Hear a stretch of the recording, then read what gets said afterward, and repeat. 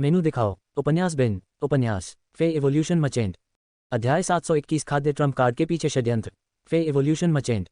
सी 721 खाद्य Trump card के बाद षड्यंत्र। प्लेवलूम रात के 12:44 ट्रू विद फुल स्क्रीन। अध्याय 721 खाद्य ट्रम्प कार्ड के पीछे षड्यंत्र। जीनियस ने अपनी बच्चों जैसी आवाज में उत्तर दिया, युआन, मैं इसका पता नहीं लगा सका। मैंने कई ग्रेड 3 स्पिरिट तरल पदार्थों की कोशिश की जो पौधे प्रकार के फे का पोषण करते हैं, और उनमें से एक का लक्ष्य पौधे प्रकार के फे की जड़ों की वृद्धि को बढ़ाना भी है। लेकिन एक बार जब पत्तियां सोल्जर राशन मूली से अलग हो जाती हैं तो वे बेकार हो जाती हैं। युआन, मुझे लगता है कि एक बार जब शाखाएं मुख्य पौधे से निकल जाती हैं तो यह अपनी अलग होने की क्षमता खो देती है। मैं सोल्जर राशन रेडिश की पुरानी जड़ों का परीक्षण करना चाहता हूँ। क्या आपने देखा कि सोल्जर राशन मूली और उसनिया का अंतर यह है कि उसनिया की लताएं लगातार बढ़ती रहेंगी। अगर कुछ समय के बाद उसनिया को नहीं काटा गया तो जड़ें लकड़ी में बदल जाएंगी। उस समय शाखाएं बढ़ना बंद कर देंगी और जड़ों से मजबूती से चिपक जाएंगी। इन लकड़ी की बेलों के बढ़ने के बाद वे लकड़ी की जड़ों से अलग हो जाएंगी। इस प्रकार मुझे लगता है कि सोल्जर राशन मूली की लकड़ी की पुरानी जड़ों में अलग होने की क्षमता हो सकती है। लिन युआन की भौहें हिल गईं। ये सोल्जर राशन मूली सन परिवार की थी और लिन युआन ने पुरानी जड़ों की जांच की थी। उनमें से केवल 3 थे। 3 पुरानी जड़ों से एक जड़ बनी। ये कहा जा सकता है कि वह सोल्जर राशन रेडिश का मुख्य निकाय था। यदि उसने पुरानी जड़ों को काट दिया, भले ही उसने भविष्य में इसका इलाज किया हो, सोल्जर राशन रेडिश की जड़ें खोने की चोट दोबारा नहीं लगेगी। जीनियस ने आगे कहा, युआन, सोल्जर राशन मूली अब कांस्य महाकाव्य है। यदि इसे लेजेंड गुणवत्ता में विकसित किया जाता है तो इसकी पृथक्करण क्षमता बढ़ सकती है। जब उसने सुना कि जीनियस ने क्या कहा तो लिन युआन ने सन निंगजियांग को बुलाने का फैसला करने से पहले कुछ देर सोचा।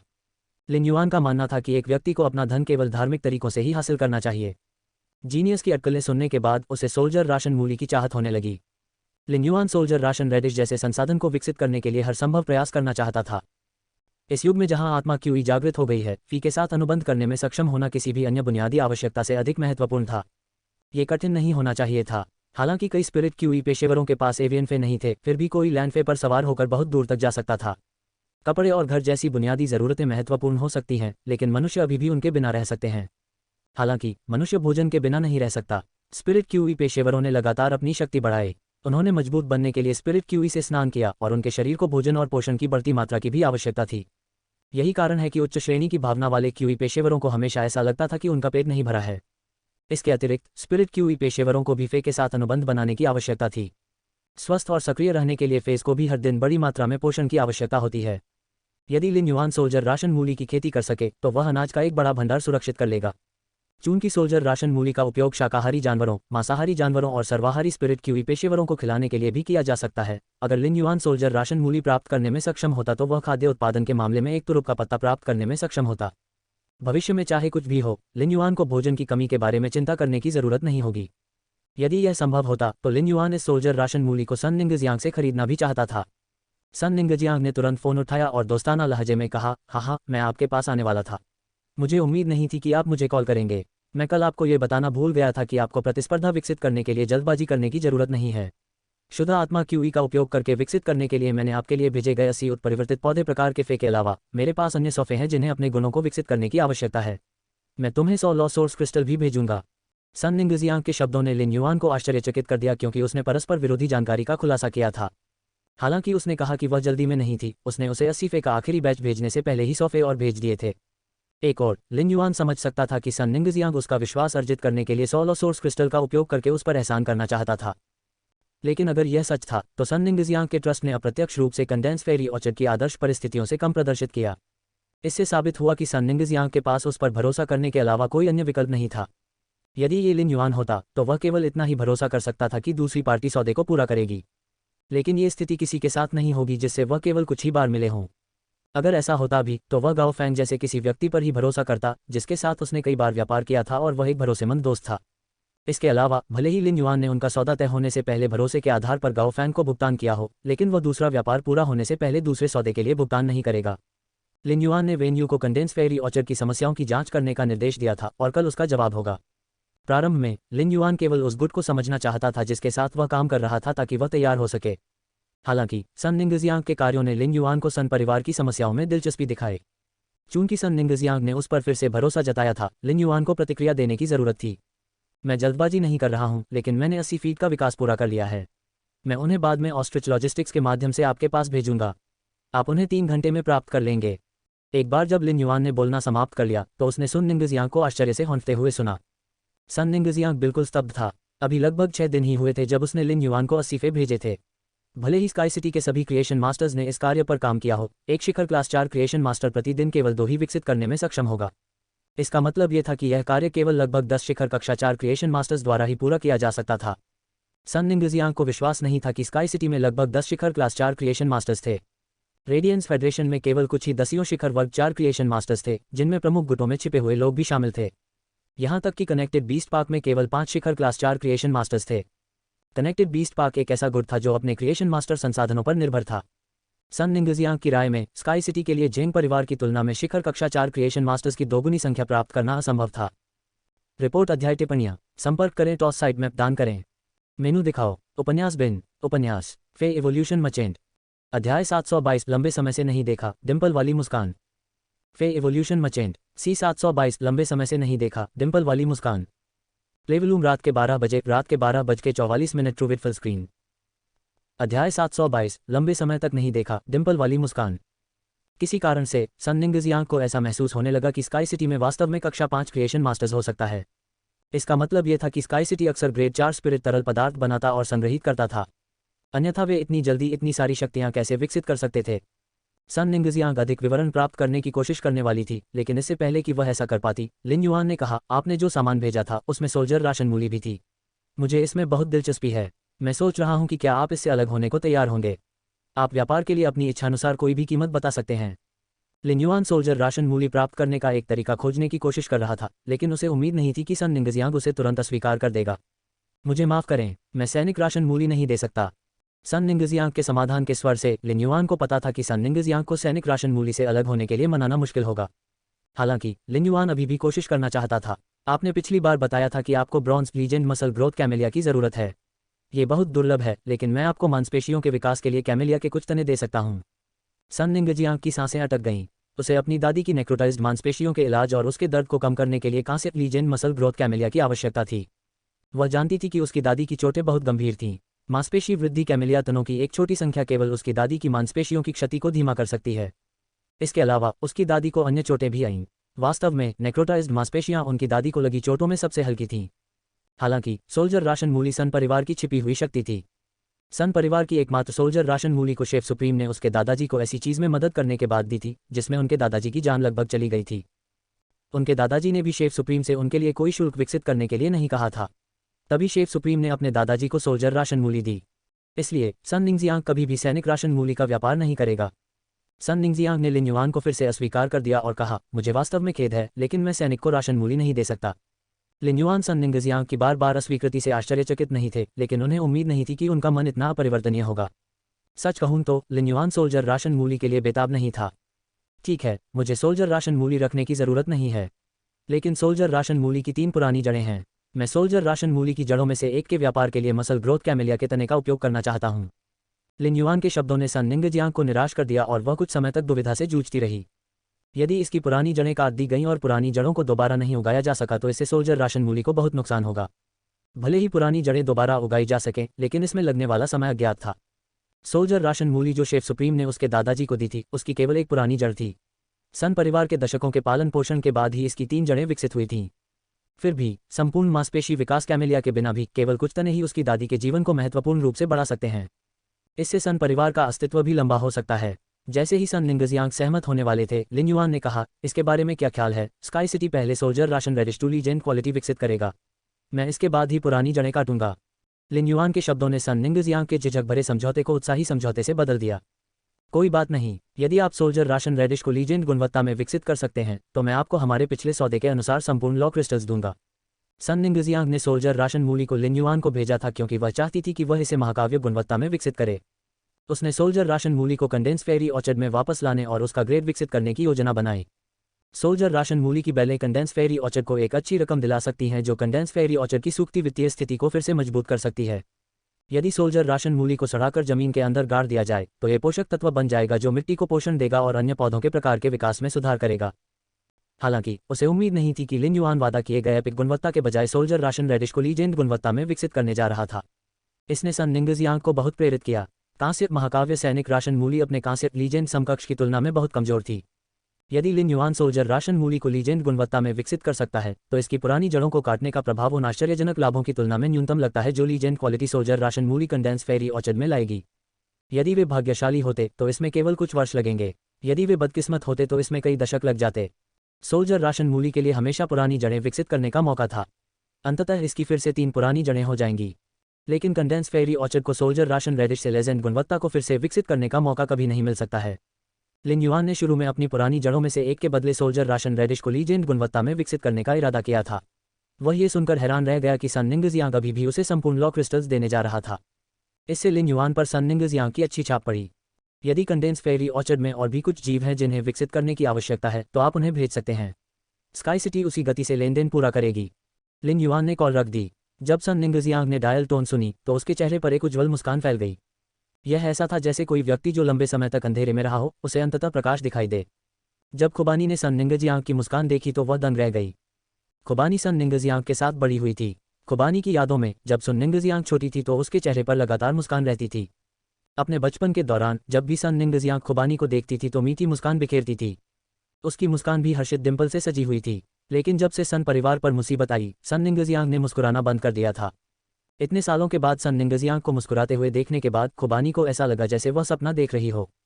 खुबानी अपने आप को विलाप करने से नहीं रोक सकी। एक शीर्ष गुट के प्रत्यक्ष वंशज, यह एक विशिष्ट स्थिति है। फिर भी उनका खिताब उन्हें अकल्पनीय दबाव से गुजरने के लिए भी मजबूर करता है। सन निंगजियांग की मुस्कान को देखकर खुबानी का दिल दुख गया। रिपोर्ट अध्याय टिप्पणियां संपर्क करें टॉस साइट मैप दान करें। मेनू दिखाओ। उपन्यास बिन उपन्यास फे इवोल्यूशन मचेंट। अध्याय 723 शुद्ध आत्मा क्यूई अभी भी उपयोगी है। फे इवोल्यूशन मचेंट। सी 723 प्योर स्पिरिट क्यूई अभी भी उपयोगी है। प्लेवलूम रात के 12 बजे रात के 12:44 ट्रू विद फुल स्क्रीन। अध्याय 723 शुद्ध आत्मा क्यूई अभी भी उपयोगी है। सन निंगजियांग कुर्सी से खड़े हो गए और लिन युआन से ऑस्ट्रिच लॉजिस्टिक्स की डिलीवरी की प्रतीक्षा करने लगे। वह स्काई सिटी के साथ अच्छा व्यवहार कर रही थी और उसके पास उन पर भरोसा करने के अलावा कोई विकल्प नहीं था। कनेक्टेड बीस्ट पार्क के नियंत्रण से बचने और खुद को अपने मौजूदा संघर्षों से मुक्त करने के लिए सन निंगजियांग के लिए वह केवल इस आखिरी स्टैंड पर ही सब कुछ दांव पर लगा सकती थी। यदि 3 घंटे बाद शुतुरमुर्ग लॉजिस्टिक्स की डिलीवरी में कोई समस्या नहीं होती तो सन निंगजियांग की दादी की कसकर घाव वाली नसें अंततः आराम कर जाती। लिन युआन ने सोल्जर राशन मूली की लताओं की जांच की क्योंकि उसने सोल्जर राशन मूली की शाखाओं को देखा जो किसी भी शुद्ध आत्मा क्यूई को अवशोषित नहीं करती थीं। वह निराश और अनजान महसूस कर रहा था। वह सैनिक राशन मूली की समस्या को हल करने के तरीके के बारे में सोचने की कोशिश कर रहा था क्योंकि उसने विकसित मूली को डायमंड फे भंडारण बॉक्स में पैक किया था जिसमें वे आए थे। लिन युआन डायमंड फे स्टोरेज बॉक्स को अपने साथ स्पिरिट लॉक स्थानिक क्षेत्र से बाहर ले गए और इसे ब्लिडबाद की बैठी हुई मां को दे दिया। उसने इसे डायमंड फे स्टोरेज बॉक्स आहनेंग को देने के लिए कहा जो इसे लेने के लिए आने वाला था। जैसे ही लिन युआन स्पिरिट लॉक स्थानिक क्षेत्र में लौटने वाला था उसने देखा कि उसके हाथ में सोल्जर राशन मूली की बेल पूरी तरह से बदल गई थी। बेल हरे भरे से गहरे हरे रंग में बदल गई थी। इसकी बनावट भी नरम से सख्त हो गई। NOVALBIN। जब लिन युआन ने सोल्जर राशन मूली का पत्ता तोड़ा तो उसे एहसास हुआ कि घाव तुरंत ठीक नहीं हुआ जैसा कि स्पिरिट लॉक स्थानिक क्षेत्र में हुआ था। फटे हुए सोल्जर राशन मूली के पत्ते का रस बाहर टपक गया और लिन युआन की उंगलियों को ढक दिया। लिन युआन थोड़ा अचंभित हो गया और उसने अपनी भौहें सिकोड़ लीं। लेकिन जैसे ही उसने सोचा उसकी भौं तुरंत गायब हो गई। ऐसा लगता है कि मेरी शुद्ध आत्मा क्यूई सैनिक राशन मूली के लिए पूरी तरह से बेकार नहीं है। ये सिर्फ इतना है कि पत्तियां केवल शुद्ध आत्मा क्यूई के प्रभाव में ही अपने घावों को ठीक कर सकती हैं। सोल्जर राशन मूली की जड़ों को पोषक तत्वों को अवशोषित करने की अनुमति देने के लिए पृथक्करण क्षमता को ट्रिगर करना पर्याप्त नहीं है। लिन युआन ने तुरंत प्रसारित किया और अपनी शुद्ध आध्यात्मिक शक्ति को टूटे हुए सैनिक राशन मूली में इंजेक्ट किया। जल्द ही टूटी हुई पत्तियां गहरे हरे रंग से अपने मूल हरे रंग में बदल गईं। पत्तों के घाव भी जल्दी ही खत्म हो गए। लेकिन मरा हुआ पत्ता ठीक नहीं हुआ था। इसके बजाय इसे लिन युआन द्वारा अनियमित आकार में कुचल दिया गया था। जो रस बह गया था उसे भी तुरंत बदल दिया गया और पत्ता पहले जैसा मोटा हो गया। जब लिन युआन ने यह परिवर्तन देखा तो वह स्पिरिट लॉक स्थानिक क्षेत्र में वापस आ गया। उसने महसूस किया कि इस बात की बहुत अधिक संभावना है कि वह नई जड़ें उगाने के लिए सोल्जर राशन मूली की पुरानी जड़ों का उपयोग कर सकता है। वह शुद्ध आत्मा क्यूई के प्रभाव में सोल्जर राशन मूली को दोबारा लगाने में भी सक्षम हो सकता है। लेकिन चूंकि उन्होंने सोल्जर राशन रेडिश को लीजेंड गुणवत्ता में विकसित करने का निर्णय लिया था इसलिए विकसित होने के बाद पुरानी जड़ों को काटने का यह निस्संदेह सबसे अच्छा निर्णय था। लिन युआन ने जल्द ही अन्य फे को भी विकसित करने के लिए सोल्जर राशन रेडिश के विकास का उपयोग करने की तैयारी शुरू कर दी। सोल्जर राशन रेडिश के अलावा लिन युआन को मसल ग्रोथ कैमेलिया को लीजेंड गुणवत्ता में विकसित करने की भी आवश्यकता थी। अगले लेन देन में लिन युआन मसल ग्रोथ कैमेलिया के कुछ तने सन निंगजियांग को भेजने में सक्षम होंगे। स्वाभाविक रूप से दो फे का विकास एक स्पिरिट क्यूई क्रिस्टल का उपयोग करके लिन युआन के लायक नहीं था। इस पर विचार करने के बाद लिन युआन ने 5 fortune ranchu spirit siphon goldfish को भी विकसित करने का फैसला किया। उसने स्पिरिट क्यूई क्रिस्टल निकाला और स्पिरिट क्यूई को muscle growth camellia, 5 fortune ranchu spirit siphon goldfish और सोल्जर राशन रेडिश की ओर निर्देशित करने से पहले उसे तोड़ दिया। कुछ ही समय बाद मसल ग्रोथ कैमेलिया और सोल्जर राशन रेडिश विकसित हुए। हालांकि विकसित सोल्जर राशन मूली में चौथी पुरानी जड़ नहीं उग पाए, लेकिन पुरानी लाल जड़ों पर इसके सुनहरे धब्बे दिखाई देने लगे जो और भी मोटे हो गए। लिन युआन स्पष्ट रूप से समझ सकता था कि लीजेंड सोल्जर राशन रेडिश की पृथक्करण क्षमता दोगुनी हो गई थी। एपिक सोल्जर राशन मूली की पत्तियां बहुत बड़ी थीं, लेकिन लीजेंड सोल्जर राशन मूली की पत्तियां बहुत छोटी थीं। बेलों पर छोटी छोटी पत्तियां एकत्रित थीं और उनमें से प्रत्येक मांसल थी। लिन युआन ने पत्तियों में से एक को अपने मुंह में रखा और उसे चबाया। उन्होंने देखा कि इसके स्वाद में ताज़ा प्राकृतिक स्वाद था। ये थोड़ा खट्टा भी था और कोई खास स्वादिष्ट भी नहीं था। हालांकि पत्ते की बनावट अच्छी थी, जो किशमिश की बनावट के समान थी। सोल्जर राशन मूली के पत्तों में पानी की मात्रा अधिक होने के कारण ये किशमिश से भी अधिक उछाल भरी और कुरकुरी थी। जब लिन युआन ने कुछ पत्तियां निगल लीं तो उन्हें जल्द ही पेट भरा हुआ महसूस हुआ। चूंकि उसे केवल 4 पत्तियां खाने के बाद पेट भरा हुआ महसूस हुआ, लिन युआन सोल्जर राशन मूली को देखकर अचंभित हुए बिना नहीं रह सका। जिस दर से सोल्जर राशन रेडिश ने बेलें उगाईं, उसे देखते हुए कांसियत लीजेंड सोल्जर राशन रेडिश पूरे जिया क्षेत्र को बनाए रखने में सक्षम नहीं हो सकता है, लेकिन ये 100,000 स्पिरिट क्यूई पेशेवरों और उनके साथियों को कुछ अतिरिक्त के साथ खिला सकता है। जहां तक मसल ग्रोथ कैमेलिया का सवाल है, लीजेंड क्वालिटी में विकसित होने के बाद इसमें ज़्यादा बदलाव नहीं आया। ये बस थोड़ा बड़ा हो गया और पत्तियों के बीच कई गुलाबी कलियां दिखाई देने लगीं। जब लिन युआन ने गुलाबी कलियां देखीं तो उन्होंने उन सभी को तोड़ दिया। मसल ग्रोथ कैमेलिया का उपयोग मूल रूप से चाय के लिए किया जाता था। हर साल ये तब खिलता था जब इसके शरीर को पर्याप्त पोषण मिलता था। मसल ग्रोथ कैमेलिया के उपचार गुण इसकी पत्तियों में निहित हैं, न कि इसके फूलों में। चूंकि फूल कुछ पोषण को खत्म कर देंगे, इससे मसल्स ग्रोथ कैमेलिया की कुछ उपचार क्षमताएं कमजोर हो गईं। लेकिन लिन युआन द्वारा सभी फूलों की कलियां तोड़ने के बाद मसल ग्रोथ कैमेलिया में लंबे समय तक अधिक फूल नहीं उगेंगे।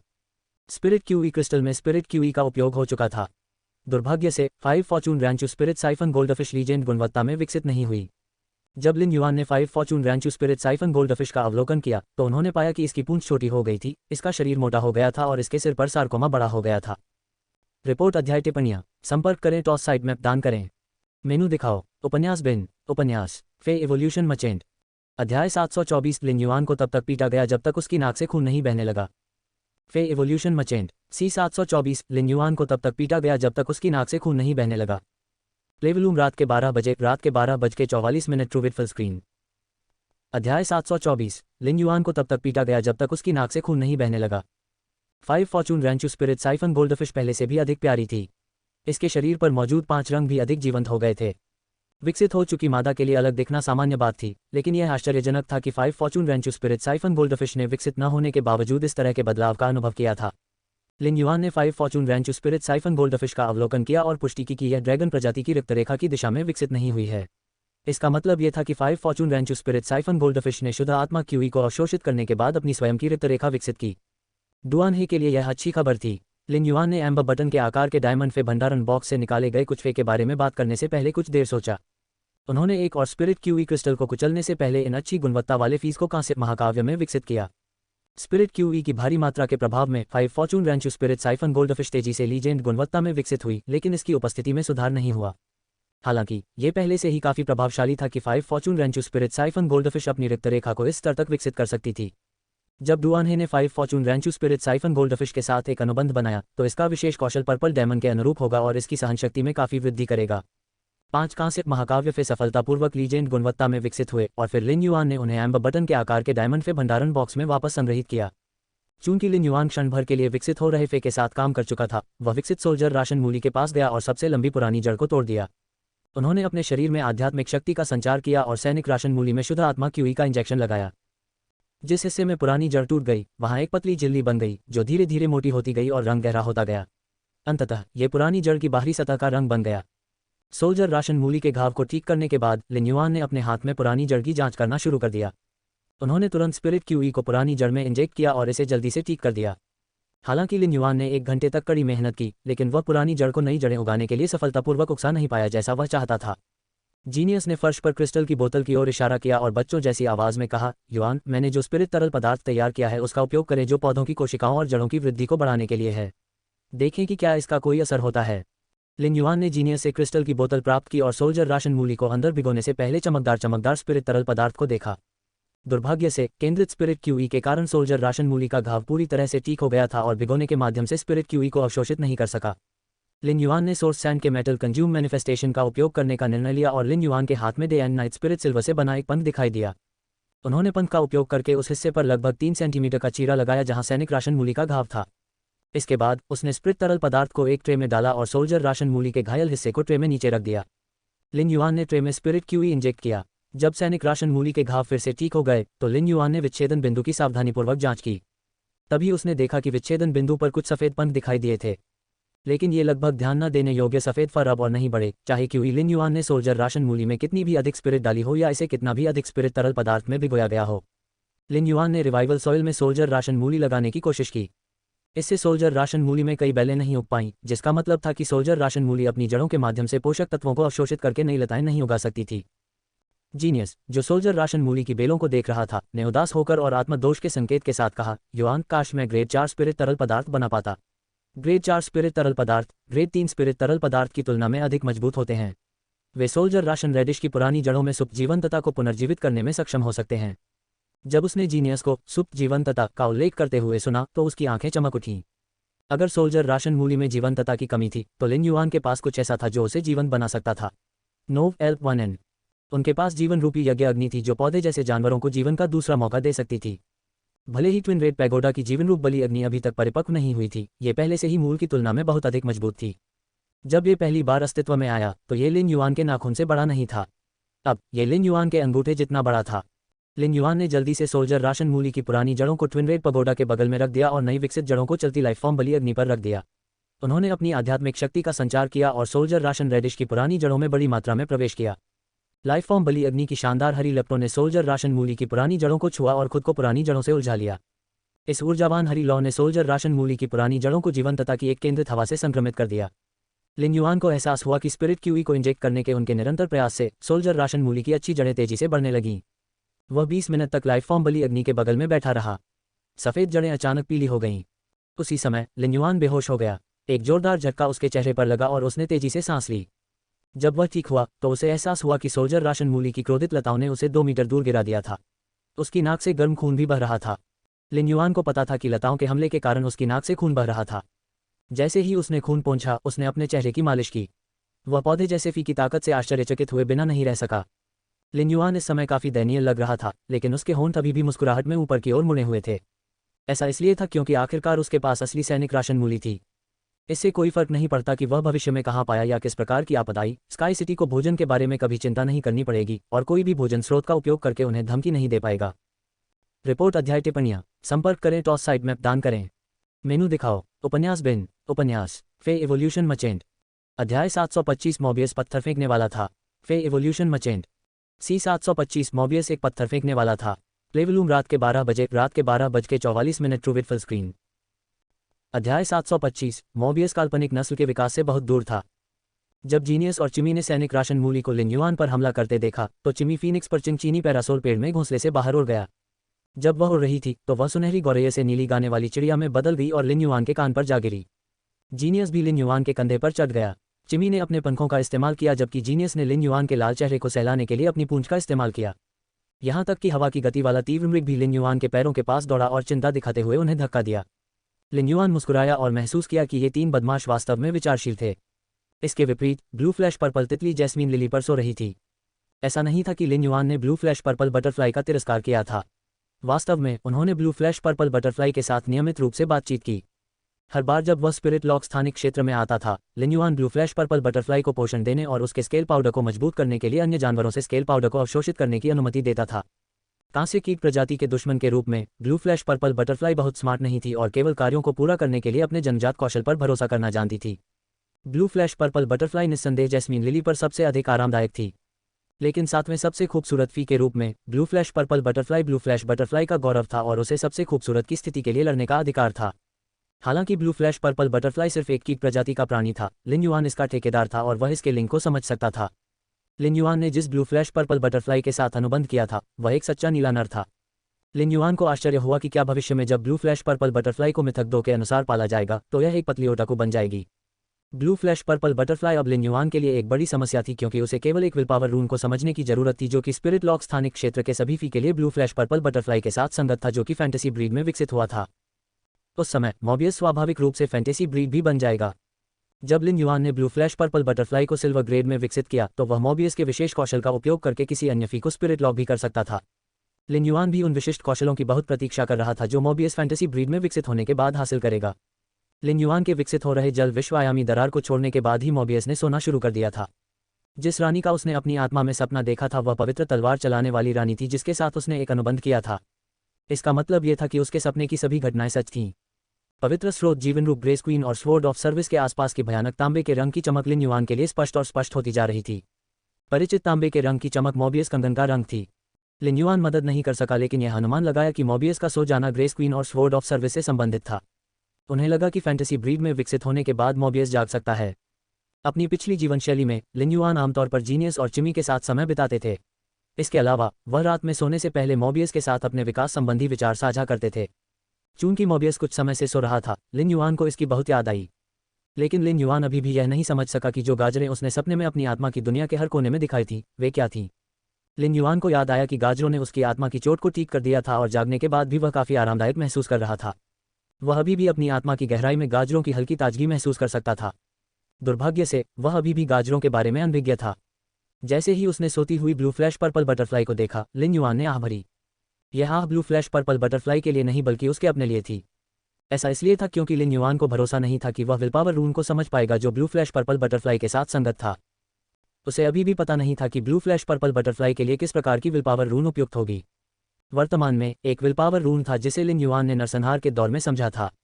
ये विलपावर रून दूसरा था जिसे लिन युआन ने समझा था। शुरुआत में इस विलपावर रून का उद्देश्य रेड थॉर्न से संबंधित था।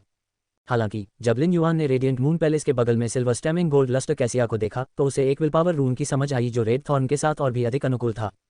इस प्रकार इस विलपावर रून को अब तक अलग रखा गया था। यदि लिन युआन इस नरसंहार विलपावर रून को ब्लू फ्लैश पर्पल बटरफ्लाई के साथ जोड़ सकता है तो मोबियस तुरंत फैंटेसी ब्रीड में विकसित होने में सक्षम होगा। लिन युआन की रगों में आवेग की लहर दौड़ गई जिसे उसने तुरंत दबा दिया।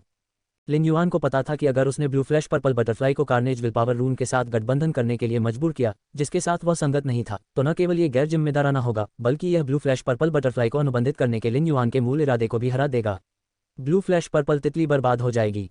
वह गहराई से भौहें सिकोड़ने लगा। हालांकि कुछ आध्यात्मिक तत्व विलपावर रून्स को समझने में मदद कर सकते हैं, लिन युआन हमेशा उस दर को लेकर बेहद आश्वस्त थे जिस दर से वह विलपावर रून्स को समझ सकते थे। अतः उन्हें उन दुर्लभ आध्यात्मिक सामग्रियों की कभी आवश्यकता नहीं पड़ी। इसके अलावा लिन युआन के पास पहले से ही कुछ आध्यात्मिक सामग्री थी जो विलपावर रून्स को समझने में मदद कर सकती थी। इनमें फ्लोइंग क्लाउड बीजवैक्स पेंडेंट भी शामिल था जो उसने पहना था जो स्पिरिट क्यूई को तेजी से स्थानांतरित कर सकता था। इसने लिन युआन को अपनी आध्यात्मिक शक्ति से चांदनी क्षेत्र में एक्सट्रीम टोकन को ट्रिगर करके अपने दिमाग और आत्मा को सक्रिय करने की अनुमति दी। जब लिन युआन अपने मन और आत्मा की सबसे स्पष्ट स्थिति में था तो वह विलपावर रून्स को समझने की अपनी क्षमता बढ़ा सकता था। लिन युआन ने महसूस किया कि यदि भविष्य में मौका मिले तो उन्हें इन आध्यात्मिक सामग्रियों को और अधिक जमा करना चाहिए जो विलपावर रून्स की समझ को सुविधाजनक बना सके। चंद्रमा की महारानी द्वारा उसे दिया गया फ्लोइंग क्लाउड मोम एक अविश्वसनीय वस्तु थी जिसने उसकी इच्छाशक्ति की समझ को बढ़ा दिया। एक व्यक्ति को केवल ऐसी आध्यात्मिक सामग्रियों में से एक को ले जाने की आवश्यकता थी। यदि अधिक घिसा जाए तो मन और आत्मा को पुनरावृत्ति का अनुभव हो सकता है।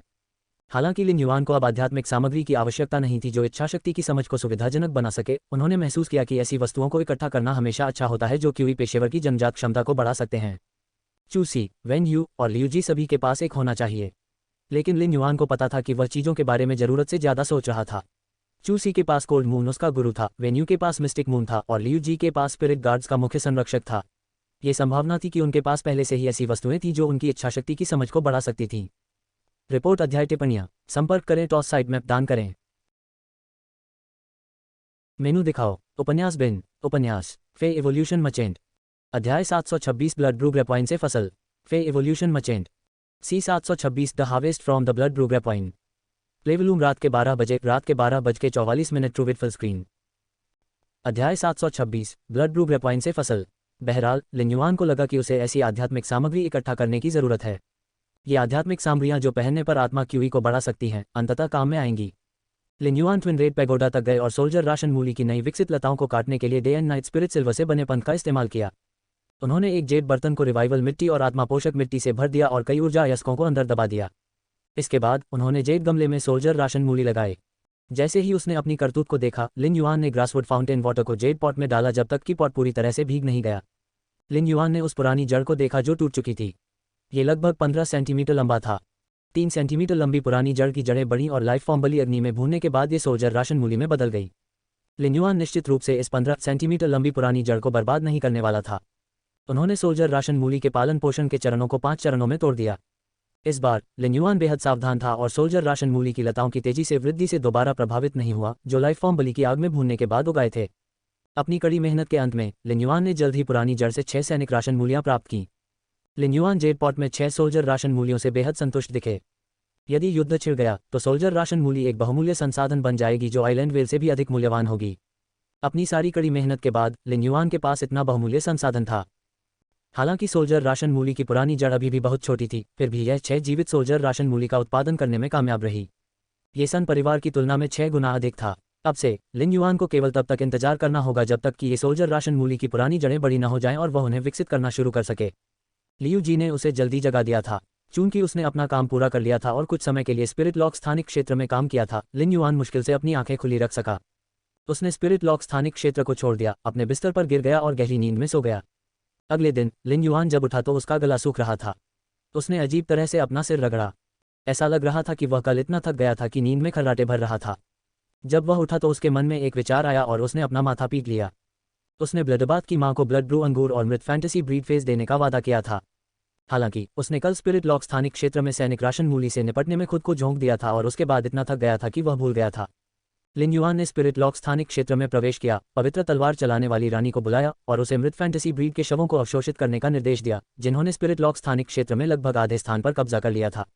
पवित्र तलवार चलाने वाली रानी ने नृत्य करना शुरू करते ही अपनी स्कर्ट लहरा दी।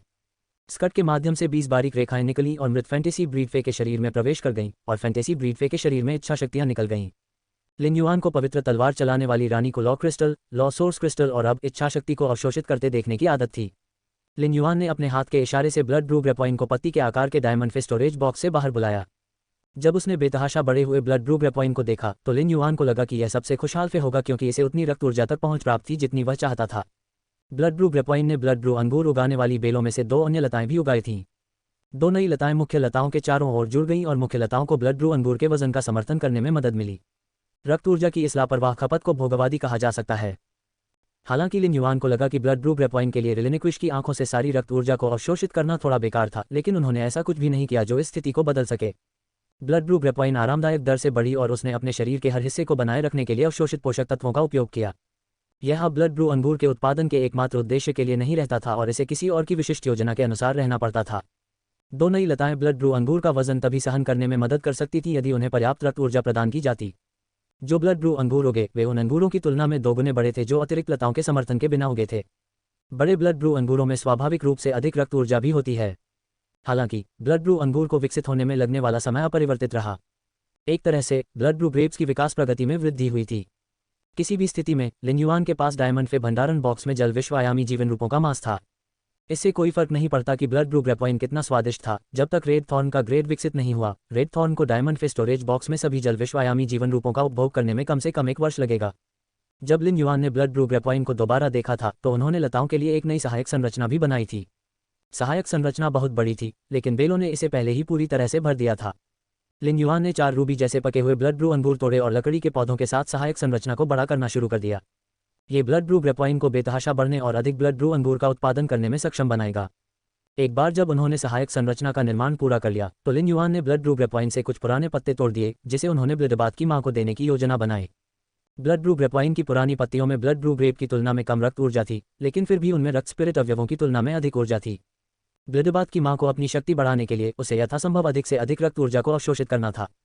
इसके अलावा ब्लड ब्रू ग्रेपॉइन की पुरानी पत्तियों को हटाने से इसमें नई पत्तियां उगने की अनुमति मिल सकती है। इससे वह बेहतर ढंग से विकसित हो सकेगा और जल्दी परिपक्व हो सकेगा। इन कार्यों को पूरा करने के बाद लिन्युआन ने ब्लड ब्रू ग्रेपॉइन को पत्ती के आकार के डायमंड फे स्टोरेज बॉक्स में वापस कर दिया। पवित्र तलवार चलाने वाली रानी ने 20 मृत फैंटेसी ब्रीड फे के शरीर से इच्छाशक्ति को अवशोषित करना समाप्त कर दिया था और वे पहले से ही उसकी स्कर्ट पर पूरी तरह से अंकित हो चुके थे। लिन्युआन ने मृत फे के शवों को संग्रहित किया और रक्तबीज की मां की तलाश में चला गया। रिपोर्ट अध्याय टिप्पणियां संपर्क करें टॉस साइट मैप दान करें। मेनू दिखाओ। उपन्यास बिन उपन्यास फे इवोल्यूशन मचेंट। अध्याय 727 शक्तिशाली बाहरी रक्तस्थी। फे इवोल्यूशन मचेंट। सी 727 शक्तिशाली बाहरी रक्तस्थी। अध्याय 727 शक्तिशाली बाहरी रक्तस्थी। अनुवादक एटलिस स्टूडियो। संपादक Atlis studio. Lin Yuan mother of bloodbath के दरवाजे पर पहुंचा और खटखटाया, लेकिन उसे पता चला कि वह कमरे में नहीं है। इसलिए वह तीसरी मंजिल पर प्रशिक्षण कक्ष में गया, जो विशेष रूप से रक्तबीज और अंतहीन गर्मी की मां के लिए बनाया गया था। फुकवान ने प्रशिक्षण कक्ष बनाने के लिए बहुत प्रयास किए और बहुत सारे संसाधनों का उपयोग किया, क्योंकि वह उन दोनों की मदद करना चाहता था। प्रशिक्षण कक्ष की दीवारें सबसे मजबूत डायमंड रेडियम से बनाई गई थीं। इसने मदर ऑफ ब्लडबाथ और एंडलेस समर को अपनी क्षमताओं को जितना चाहें उतना प्रशिक्षित करने और उपयोग करने की अनुमति दी। जब लिन युआन प्रशिक्षण कक्ष में पहुंचे तो उन्हें एहसास हुआ कि दरवाजा बंद था। उसने खटखटाया और रक्तबीज की मां ने 10 सेकंड से भी कम समय में दरवाजा खोला। चूंकि वह प्रशिक्षण कक्ष में थी, इसलिए मदर ऑफ ब्लडबाथ ने खुद को छुपाया नहीं। इसके लाल बाल, लाल आंखें और लाल कवच स्कर्ट इसे असाधारण रूप से चौंकाने वाला बनाते थे। लिन युआन ने रक्तबीज की माता के इस पक्ष को कई बार देखा था। पहला व्यक्ति जिसने मदर ऑफ ब्लडबाथ का मानव रूप देखा था वह लिन युआन था। आखिरकार वही वह व्यक्ति था जिसने इसकी दूसरी विश्व सफाई से उबरने में मदद की थी। जब रक्तबीज की मां ने देखा कि यह लिन युआन है तो उसने दरवाज़ा खोला और कहा, तुम्हें तुम्हारे कमरे से बाहर देखना कितना दुर्लभ है, जल्दी अंदर आओ। लिन युआन को थोड़ा शर्मिंदगी महसूस हुई जब उसने ब्लडबाथ की मां की बात सुनी। वह अभी स्पिरिट लॉक स्थानिक क्षेत्र में कड़ी मेहनत कर रहा था, लेकिन ऐसा लग रहा था मानो वह ओटाकू बन गया हो। जैसे ही लिन युआन ने प्रशिक्षण कक्ष में प्रवेश किया, उसने देखा कि दीवारों में कई छेद थे। करीब से निरीक्षण करने पर उन्हें एहसास हुआ कि ये छेद मदर ऑफ ब्लडबाथ की मकड़ी के पैरों पर लगे कांटों से नहीं बने थे, बल्कि ये काटने के निशान जैसा लग रहा था। ऐसा इसलिए था क्योंकि दो छेदों ने एक सेट बनाया था जहां दांतेदार किनारे थे। ब्लडबाथ की मां ने लिन युआन को दीवार में छेदों का अध्ययन करते हुए देखा और समझाया, 3 legend red water blood snake मेरे एक्सोस्केलेटन बन गए हैं। जब ये बोल रहा था, रक्तबीज की माता के चारों ओर भारी मात्रा में रक्त ऊर्जा विकीर्ण हो गई। कुछ ही समय बाद रक्तबीज माता के पीछे 3 सांपों की छवियां दिखाई दीं। 3 लाल सांपों की छवियां रक्तबीज की माता के चारों ओर एक सुरक्षात्मक संरचना की तरह लिपटी हुई थीं। वे ऐसे हत्यारे भी लग रहे थे जो किसी भी क्षण हमला करने के लिए तैयार थे। ब्लडबाथ की मां की आंखों में हड्डियों को कंपा देने वाली लाल चमक चमक उठी और 3 सांपों की छवियां 3 लाल सांपों में बदल गईं जो लगभग 15 मीटर लंबे थे। ये तीनों रेड वाटर ब्लड सांप अपने मूल स्वरूप से बिल्कुल अलग दिख रहे थे। उनमें से प्रत्येक के सिर पर एक बहुत तेज सींग था। सांपों की शल्कें दांतेदार हड्डियों की तरह उनके शरीर से बाहर निकली हुई थीं और वे बेहद मजबूत लग रहे थे। सांपों की पूंछों पर कई नुकीली कीलें भी लगी हुई थीं। लिन युआन को पता था कि सींग रेड वाटर ब्लड स्नेक के सींग रहित ड्रैगन वंश का प्रमाण थे। ऐसा प्रतीत हुआ कि जब 3 लाल जल रक्त सांप ब्लडबाथ की मां के एक्सोस्केलेटन में बदल गए तो उनकी सींग रहित ड्रैगन रक्त रेखाएं पूरी तरह से खुल गईं। ब्लडबाथ की मां के बाह्य कंकाल के रूप में इन 3 लाल जल रक्त सांपों के साथ उन्होंने ब्लडबाथ की मां द्वारा बहाए गए चिली केरे को अवशोषित कर लिया था। इस प्रकार उन्हें मदर ऑफ ब्लडबाथ की रक्तरेखा का इंजेक्शन भी लगाया गया। ब्लडबाथ की मां की रक्तरेखा सींग रहित ड्रैगन रक्तरेखा के साथ मिलकर इन भयानक लाल जल रक्त सांपों को उत्पन्न करती है। लिन युआन ने तुरंत ब्लडबाथ की मां को बधाई दी और कहा, आपका यह एक्सोस्केलेटन पहले ही मिथक स्तर तक पहुंच जाना चाहिए था, है ना? 3 red water blood snake mother of bloodbath की क्षमताओं का हिस्सा बन गए थे, इसलिए लिन युआन जांच के लिए ट्रू डेटा का उपयोग नहीं कर सका। ब्लडबाथ की मां के चेहरे पर खुशी खिल उठी और उसने कहा, यह सब आपके लिए धन्यवाद है कि आपने 3 रेड वाटर ब्लड स्नेक को लीजेंड गुणवत्ता में विकसित किया है। लेकिन मेरे चिलिकेरा से सींग रहित ड्रैगन रक्तरेखा कभी जागृत नहीं होगी। वास्तव में यह मेरी अपनी रक्तरेखा को दबा देता है। मदर ऑफ ब्लडबाथ थोड़ा अपमानजनक लग रहा था और उसने कहा, हॉर्नलेस ड्रैगन ब्लडलाइन एक प्रकार की ड्रैगन प्रजाति ब्लडलाइन है। हालांकि इसकी तुलना मेरी रक्तरेखा से नहीं की जा सकती। 3 लाल जल रक्त सांप मेरे स्तर तक पहुंचने में सक्षम थे, लेकिन मुझे उम्मीद नहीं थी कि बाहरी रक्त हड्डी को ट्रिगर करने के लिए और भी अधिक रक्त ऊर्जा की आवश्यकता होगी। अब से जब मैं अपनी शक्ति बढ़ाऊंगा तो 3 लाल जल रक्त सांपों को भी विकसित करने की आवश्यकता होगी। ब्लडबाथ की मां ने लिन युआन को परेशान नजर से देखा। इसका मतलब है कि अब से मुझे अपनी शक्ति बढ़ाने के लिए 4 गुना अधिक रक्त ऊर्जा की आवश्यकता होगी। भले ही हम क्रिएशन ब्रीड में विकसित होने के लक्ष्य को अलग रख दें, फिर भी मिथ 3 तक विकसित होना शायद एक कठिन संघर्ष होगा। लिन युआन न केवल मदर ऑफ ब्लडबाथ के रहस्योद्घाटन से हैरान था, बल्कि वह खुश भी था। तो आपकी बाहरी रक्त हड्डी भी अब 4 गुना मजबूत हो गई है। क्या लाल जल रक्त सांपों में से प्रत्येक में आपके जैसी ही लड़ने की क्षमता है? रक्तबीज की मां ने सिर हिलाया। इसने अपना हाथ उठाया और 3 लाल जल रक्त सांपों का रंग खून का हो गया। आप ठीक कह रहे हैं, परंतु लाल जल रक्त सांपों के पास केवल मेरी शारीरिक शक्ति है। इन्हें मेरे शरीर का विस्तार माना जा सकता है। वे मेरी क्षमताओं या विशिष्ट कौशल का उपयोग नहीं कर सकते। ब्लडबाथ की मां ने जो कहा उससे लिन युआन प्रभावित नहीं हुआ। वह रक्तपात की माता की शारीरिक शक्ति से अवगत था। सामान्य लड़ाइयों में यदि रक्तबीज की माता प्रतिद्वंद्वी के खून को नियंत्रित कर सकती है तो वह घातक प्रहार करने में सक्षम होगी। रक्तबीज की मां सच्ची युद्ध शक्ति के लिए अपनी शारीरिक शक्ति पर भी निर्भर हो सकती है। यदि मदर ऑफ ब्लडबाथ की लड़ने की शक्ति को बढ़ाया जा सकता है तो लिन युआन को लगा कि संसाधनों की मात्रा का 3 गुना भी खर्च करना उचित होगा। अधिक शक्ति के साथ रक्तबीज की माता के विश्व सफाई और विश्व निर्माण के परीक्षण पर विजय पाने में सक्षम होने की भी अधिक संभावना होगी। वर्तमान में ब्लड ब्रू ग्रेपवाइन इतनी बेतहाशा बढ़ रही थी कि यह अधिक ब्लड ब्रू अंगूर का उत्पादन करने में सक्षम थी। अधिक ब्लड ब्रू अंगूरों के साथ ब्लडबाथ की मां अंततः मिथक 3 में विकसित होने में सक्षम होगी। जहां तक उस कानून शक्ति की बात है जिसकी आवश्यकता मदर ऑफ ब्लडबाथ के मिथक 3 में विकसित होने के बाद थी, लिन युआन को लगा कि अगर वह पर्याप्त मेहनत करेगा तो वह इसे इकट्ठा करने में सक्षम होगा। लिन युआन ने ब्लिडबैथ की मां से पूछा, क्या मिथक 3 में विकसित होने के बाद आपको कानून की शक्ति की मात्रा में भी वृद्धि होगी? रिपोर्ट अध्याय टिप्पणियाँ। संपर्क करें, टॉस साइट मैप दान करें। मेनू दिखाओ। उपन्यास बिन। उपन्यास फे इवोल्यूशन मचेंट। अध्याय 728 प्रक बीज की माता। और भी बहुत कुछ चाहिए। फे इवोल्यूशन मचेंट। सी 728 प्रक बीज की जननी। और भी बहुत कुछ चाहिए। प्लेवलूम रात के 12 बजे ट्रूविड फुल स्क्रीन। अध्याय 728 रक बीज की माता। और भी बहुत कुछ चाहिए। अनुवादक एटलिस स्टूडियो। संपादक एटलिस स्टूडियो। रक बीज की मां ने सिर हिलाने से पहले सिर हिलाया। मुझे अधिक कानूनी शक्ति की आवश्यकता होगी क्योंकि प्रत्येक रेड वाटर ब्लड स्नैक पर 1/3 रक्त प्रकार के कानून का ब्रांड होता है।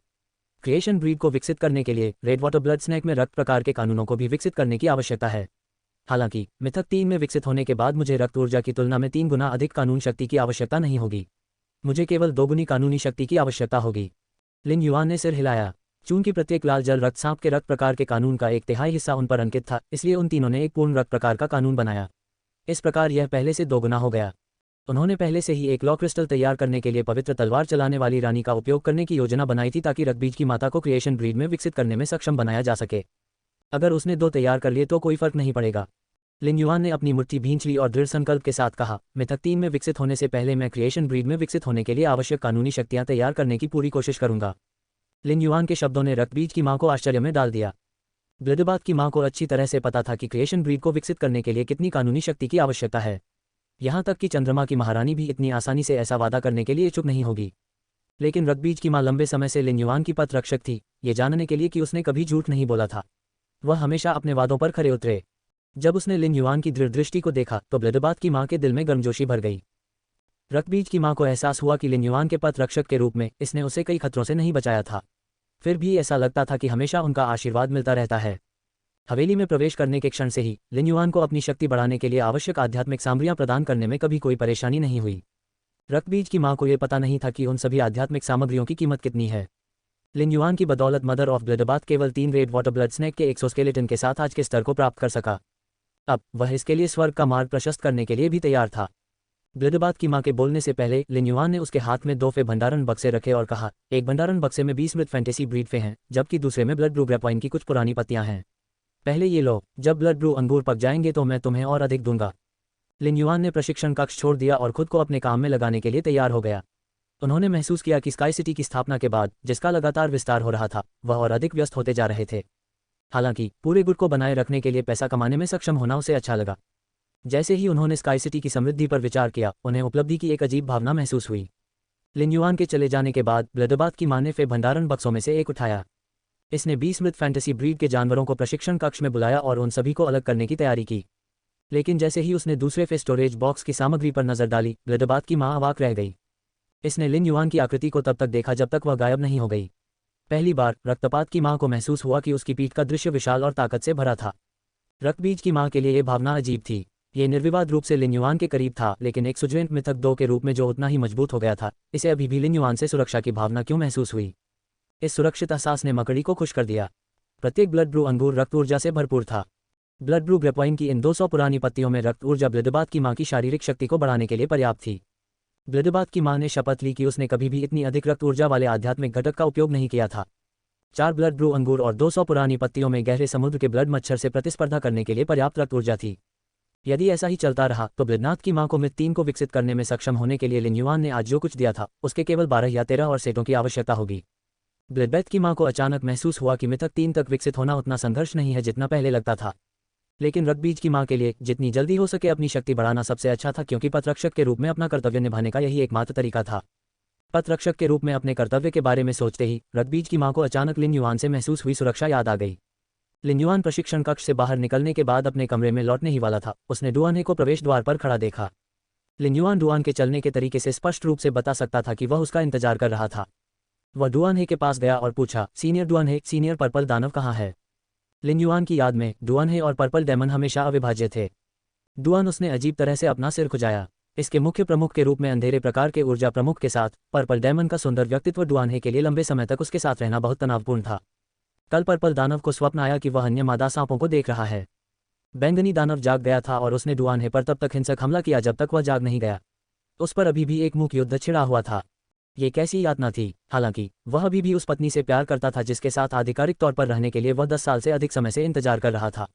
डुआन वह लिन युआन के पास गया, ब्रोकेड पाउच से भरा एक भंडारण बॉक्स निकाला और लिन युआन को सौंप दिया। यंग मास्टर, आपने मुझसे आपके लिए लॉ सोर्स क्रिस्टल इकट्ठा करने के लिए कहा था। संयोग से 2 दिन पहले इंडिगो अज्योर गार्ड्स के गार्ड कैप्टन ने मुझसे संपर्क किया और मुझसे आयामी दरार के बाहरी हिस्से को साफ करने में मदद करने के लिए कहा। मैंने उसे अस्वीकार कर दिया, लेकिन लॉ सोर्स क्रिस्टल्स के व्यापार की पेशकश के साथ उसका परीक्षण भी किया। अंत में मैंने केवल कांस्य महाकाव्य में विकसित होने के अवसर के लिए लॉ सोर्स क्रिस्टल का आदान प्रदान करने में सक्षम होने का उल्लेख किया। उन्होंने तुरंत कहा कि वह हर बार एक कांस्य एपिक फे के लिए 3 लॉ सोर्स क्रिस्टल का व्यापार कर सकते हैं। चूंकि आपका प्रस्ताव एक कांस्य एपिक फे के लिए एक लॉ सोर्स क्रिस्टल का था, इसलिए उनकी कीमत बहुत कम थी, इसलिए मैं तुरंत सहमत हो गया। रिपोर्ट अध्याय टिप्पणियां। संपर्क करें, टॉस साइट मैप दान करें। मेनू दिखाओ। उपन्यास बिन। उपन्यास फे इवोल्यूशन मचेंट। अध्याय 729 इंडिगो अज्योर गार्ड्स ऑर्डर। फे इवोल्यूशन मचेंट। सी 729 इंडिगो अज्योर गार्ड्स ऑर्डर। प्लेवलूम रात के 12 बजे ट्रूविड फुल स्क्रीन। अध्याय 729 इंडिगो अज्योर गार्ड का आदेश। डुआन हे ने ब्रोकेड पाउच उठाए और कहा, प्रत्येक ब्रोकेड पाउच में 60 लॉ सोर्स क्रिस्टल हैं, जिससे कुल 120 लॉ सोर्स क्रिस्टल बनते हैं। इंडिगो अज्योर गार्ड कैप्टन ने 40 फे भी भेजे, जिन्हें मैं अपने साथ भी लाया। इन्हें आपको देने के बाद मुझे listening heron chamber of commerce में वापस जाना होगा। पर्पल डेमन और एंडलेस समर उस जगह की रखवाली कर रहे हैं। हम तीनों ने जेंग परिवार के गुट को नष्ट कर दिया, जिसमें 2 अन्य व्यवसाय और सैनिकों की एक टीम भी शामिल थी। लिन युआन को डुआन हे से फे भंडारण बक्से और ब्रोकेड पाउच प्राप्त हुए। लिन युआन ही वह व्यक्ति थे जिन्होंने एंडलेस समर और डुआन हे को रॉयल कैपिटल में जेंग परिवार के सभी व्यवसायों को नष्ट करने का आदेश दिया था। उन्हें अपनी दवा का स्वाद देकर ये स्पिरिट क्यूई पेशेवरों के लिए बदला लेना था, जो listening heron chamber of commerce में जेंग परिवार के हाथों मारे गए थे। न तो मियाओ परिवार और न ही जेंग परिवार के गुट रॉयल कैपिटल में थे। रॉयल कैपिटल लिन युआन का क्षेत्र था। चूंकि लिन युआन को जेंग परिवार के साथ क्षण भर के लिए टकराना तय था, इसलिए आधिकारिक युद्ध शुरू होने से पहले उसे अपने क्षेत्र के भीतर दुश्मन के अवशेषों को मिटाना था। यदि मियाओ परिवार इसमें शामिल हो गया, जब एंडलेस समर क्रिएशन ब्रीड में विकसित हुआ, तो लिन युआन ने इसे रॉयल कैपिटल में भी अपने प्रभाव से छुटकारा पाने का आदेश दिया। लिन युआन ने एंडलेस समर को मियाओ परिवार के गुट पर हमला करने के लिए नहीं कहा था, क्योंकि वह निश्चित था कि रॉयल कैपिटल में उनके व्यवसायों में कोई मजबूत सदस्य थे या नहीं। इस प्रकार वह एंडलेस समर को ऐसी अनिश्चित परिस्थितियों में अपना जीवन जोखिम में डालने के लिए नहीं कहेगा। पुराने लिन युआन ने अधिक निष्क्रिय दृष्टिकोण अपनाया था, लेकिन listening heron chamber of commerce पर हुए 2 हमलों के बाद लिन युआन की मानसिकता बदल गई थी। उसे लगा कि निष्क्रिय रहने का मतलब सिर्फ फायदा उठाया जाना है। जब स्थिति की आवश्यकता हो तो व्यक्ति को अत्यधिक ताकत के साथ प्रहार करने की आवश्यकता होती है। आखिरकार गुटों के बीच झगड़े आमतौर पर मौत तक होते थे। उनके साथ हल्के में व्यवहार नहीं किया जाना चाहिए। लिन युआन को 120 लॉ सोर्स क्रिस्टल और 40 फे के रूप में एक अप्रत्याशित आश्चर्य मिला था, जो डुआन उसके लिए लाया था। जब से लिन युआन ने डुआन हे को लॉ सोर्स क्रिस्टल इकट्ठा करने का काम सौंपा था, डुआन हे एक समय में केवल 2 या 3 इकट्ठा करने में ही कामयाब रहा। ये पहली बार था जब वह इतनी सारी चीजें इकट्ठा करने में कामयाब हुआ था। प्रमुख गुट निश्चित रूप से वे नहीं थे जिनके पास सबसे अधिक लॉ सोर्स क्रिस्टल थे। इसके बजाय ये 36 प्रमुख शहर थे जिनमें सबसे अधिक, विशेष रूप से मुख्य शहरों में गार्ड कैप्टन थे जो आयामी दरारों के बाद सफाई के प्रभारी थे। उनके पास बड़ी संख्या में लॉ सोर्स क्रिस्टल इकट्ठा करने की सबसे अधिक संभावना थी। प्रमुख शहरों ने संभवतः अकल्पनीय संख्या में लॉ सोर्स क्रिस्टल एकत्र किए थे, जिनका पिछले 100 वर्षों में केवल प्रतीकात्मक कार्य था। हालांकि लिन युआन प्रमुख शहरों के गार्ड कैप्टन से परिचित नहीं थे। चूंकि डुआन ने अतीत में इंडिगो अज्योर गार्ड्स की मदद की थी, इसलिए उसे इंडिगो अज्योर गार्ड कैप्टन से जोड़ा जाना चाहिए। अन्यथा वह किसी सरकारी अधिकारी के साथ व्यावसायिक बातचीत नहीं कर पाते। प्रमुख गुट, विशेष रूप से शीर्ष गुट, आमतौर पर लॉ सोर्स क्रिस्टल्स के लिए व्यापार करने के इच्छुक नहीं थे, क्योंकि उन्हें पैसे की आवश्यकता नहीं थी। लेकिन इंडिगो अज्योर गार्ड अलग था। यदि भंडारण में धूल इकट्ठा करने वाले लॉ सोर्स क्रिस्टल को कांस्य महाकाव्य में बदल दिया जा सकता है, तो न केवल इंडिगो अज्योर गार्ड की शक्ति बढ़ेगी, बल्कि प्रेरणा बढ़ाने के लिए उन्हें पुरस्कार के रूप में भी दिया जा सकता है। लिन युआन कंडेंस फेरी ऑर्चर्ड और सी ब्लिस क्लैन के साथ लॉ सोर्स क्रिस्टल्स के लिए भी व्यापार कर रहा था। हालांकि ये सौदा एक लॉ सोर्स क्रिस्टल के लिए एक कांस्य महाकाव्य शुल्क था। दूसरी ओर इंडिगो अज्योर गार्ड कैप्टन एक ऐसी कीमत की पेशकश कर रहा था जो लिन युआन को कंडेंस फेरी ऑर्चर्ड और सी ब्लिस क्लैन से मिलने वाली कीमत से 3 गुना बेहतर थी। दूसरे शब्दों में, इंडिगो अज्योर गार्ड कैप्टन लिन युआन की अपेक्षा से 3 गुना अधिक कीमत की पेशकश कर रहा था। यदि वह लंबे समय तक इंडिगो अज्योर गार्ड कैप्टन के साथ व्यापार कर सकता है, तो वह अपनी वर्तमान दर से 3 गुना पर कानून शक्ति और कानून क्रिस्टल जमा करने में सक्षम होगा। रक्तबीज की माता की कानून शक्ति की 2 गुनी मात्रा की आवश्यकता का मुद्दा भी हल हो जाएगा। सीनियर डुआन हे, क्या इंडिगो अज्योर गार्ड कैप्टन ने व्यापार के लिए कोई तारीख तय की थी? डुआन हे ने थोड़ी शर्मिंदगी के साथ उत्तर दिया, वह मुझ पर पूरी तरह से विश्वास नहीं करता है। लेकिन इंडिगो अज्योर सिटी में इतने वर्षों तक रहने के बाद मेरी प्रतिष्ठा अच्छी है। इसके अलावा मैंने उन्हें बताया कि कैसे पर्पल डेमन मिथक 2 तक विकसित होने में कामयाब रहा।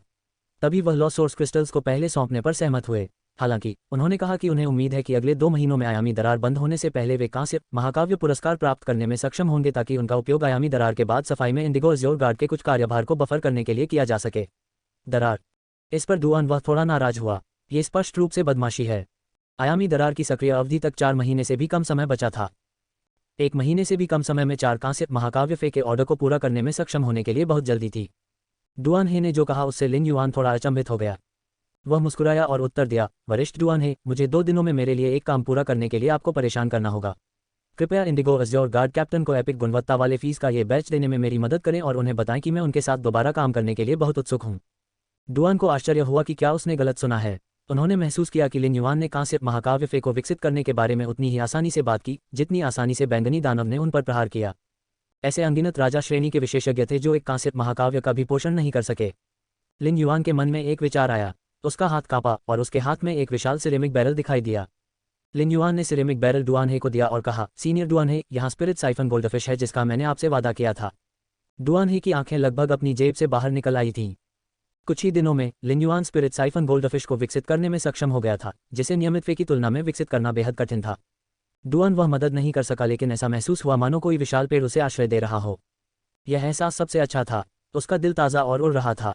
थंडरवेव स्काई कैस स्नेल को पर्पल दानव का समर्थन करने में मदद करने के लिए इस स्पिरिट साइफन गोल्डफिश के साथ पर्पल दानव की सहनशक्ति बढ़ जाएगी और वह बड़े पैमाने पर विस्फोटों का स्वतंत्र रूप से उपयोग करने में सक्षम होगा। अब उसे अपनी आध्यात्मिक शक्ति के क्षीण होने की चिंता करने की आवश्यकता नहीं रहेगी। डुआन को लगा कि अगर उसके पास पहले से यह स्पिरिट साइफन गोल्डफिश होती तो वह आयामी दरार में पर्पल डेमन के पालन पोषण द्वारा किए गए भारी खर्च के बावजूद एक अच्छी रकम बचाने में सक्षम होता।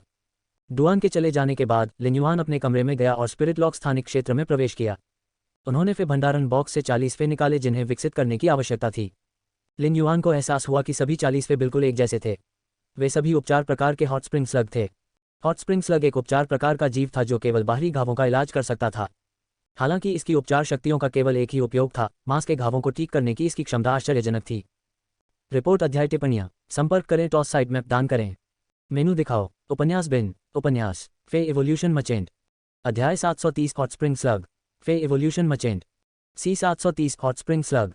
अध्याय 730 हॉट स्प्रिंग स्लग। अनुवादक एटलिस स्टूडियो। संपादक Atlis studio. Hot spring slug को इसकी विशेषता के कारण मानक फे के रूप में नियुक्त किया गया था। यहाँ तक कि अगर किसी के पास एक निश्चित प्रकार के फे के लिए विशेष आकर्षण है, जब तक कि वे एक उपचार प्रकार की आत्मा की हुई पेशेवर हैं, वे हॉट स्प्रिंग स्लग के साथ एक अनुबंध बना सकते हैं। यह विटेलिटी स्लॉथ के समान था। इंडिगो अज्योर गार्ड द्वारा भेजे गए सभी फे हॉट स्प्रिंग स्लग थे। इससे संकेत मिलता है कि आयामी दरार को साफ करना बेहद खतरनाक था। Indigo Azure guard spirit guard के समान थे। अंतर केवल इतना था कि स्पिरिट गार्ड्स ने रेडियंस फेडरेशन में होने वाले सभी गलत कामों को संभाला और अधिक प्रभावशाली दिखाई दिए। इस बीच इंडिगो अज्योर गार्ड पीढ़ियों से इंडिगो अज्योर शहर के नागरिकों की सुरक्षा कर रहा था। इन सब के मूल में दोनों समूह समान रूप से महान थे। लिन युआन ने फैसला किया कि वह हॉट स्प्रिंग स्लग का पालन पोषण करने की पूरी कोशिश करेगा। हालांकि उनकी यह धारणा थी, लिन युआन को 40 हॉट स्प्रिंग घोंघे को बुलाने का पछतावा हुआ। हॉट स्प्रिंग स्लग का नाम सुनने में तो अच्छा था, लेकिन उनका रूप भयानक था। वे बलगम की तेज धारों की तरह लग रहे थे जो उनके पीछे चिपचिपी कीचड़ छोड़ गए थे। लिन युआन ने तुरंत 40 हॉट स्प्रिंग स्लग को फे स्टोरेज बॉक्स में वापस कर दिया। जब वह स्पिरिट पूल की ओर चला तो उसने देखा कि जो 11 सनलाइट किंग लोड्स उसने लगाए थे वे पहले ही एक नाखून के आकार से तरबूज के आकार के हो गए थे। ट्रू डेटा का उपयोग करते हुए लिन युआन ने इन सनलाइट किंग लोड्स की जांच की। वे सामान्य में विकसित हो गए थे। लिन युआन सनलाइट किंग लोड्स को बेसमेंट में रखेगा। जब लिन युआन ने सनलाइट किंग लोड्स उठाया तो उसने बेहद गंभीर व्यवहार के साथ उसमें स्पिरिट क्यूई इंजेक्ट किया। कुछ भी असाधारण नहीं हुआ, लेकिन जब उन्होंने सनलाइट किंग लोड्स को कांस्य ग्रेड में विकसित किया तो लिन युआन को एहसास हुआ कि इसने उन्हें बड़ी मात्रा में आध्यात्मिक शक्ति लौटा दी है। लिन युआन की आध्यात्मिक शक्ति में काफ़ी वृद्धि हुई। जब वह अपने गुणों को विकसित कर रहा था तब उसे कभी भी आध्यात्मिक शक्ति की वापसी नहीं मिली। ये केवल तब हुआ जब उन्होंने फी के ग्रेड विकसित किए, तभी उन्हें आध्यात्मिक शक्ति की ऐसी वापसी का अनुभव हुआ। लिन युआन स्काई सिटी की रणनीतियां स्थापित करने और भारी मात्रा में संसाधन इकट्ठा करने में व्यस्त था। इस प्रकार उसके पास अपनी आध्यात्मिक शक्ति को धीरे धीरे बढ़ाने के लिए सिल्वयूसनीस पर निर्भर रहने का समय नहीं था। अतः उनकी आध्यात्मिक शक्ति रुक गई थी। जब वह सनलाइट किंग लोड्स का विकास कर रहे थे तो उन्होंने इस तरह के चौंकाने वाले बदलाव की खोज की उम्मीद नहीं की थी। लिन युआन ने स्थिति का विश्लेषण करना शुरू किया। सनलाइट किंग लोड्स ओस्निया की तुलना में 7 गुना अधिक आध्यात्मिक शक्ति लौटाता है। उन्होंने तुरंत एक और सनलाइट किंग लोड्स उठाया और इसे विकसित किया। जब सनलाइट किंग लोड्स कांस्य ग्रेड में विकसित हुआ तो आध्यात्मिक शक्ति की वही जबरदस्त वापसी हुई। इससे लिन युआन मोटे तौर पर मुस्कुराने लगा, लेकिन वह ये सोचने से खुद को नहीं रोक सका कि यह स्थिति क्यों पैदा हो रही है। वह इसका उत्तर किसी और से नहीं पूछ सकता था जब तक कि दुनिया में कोई दूसरा न हो जो आसपास से आत्मा क्यूई को अवशोषित कर सके और उसे शक्तियों को विकसित करने के लिए शक्तियों में बदल सके। लिन युआन के पास बड़ी संख्या में स्वर्ग और पृथ्वी के देवता थे। Cinnabar osmanthus haworthia, twin red pagoda, phoenix perching, Chinese parasol tree, floating island whale, sky clouded crane, blood blue grapevine और sunlight king lords. NH floating island whale, grey और 99 सनलाइट किंग लोड्स के अलावा अन्य हेवन और अर्थ phase ने उच्च grade प्राप्त किए थे।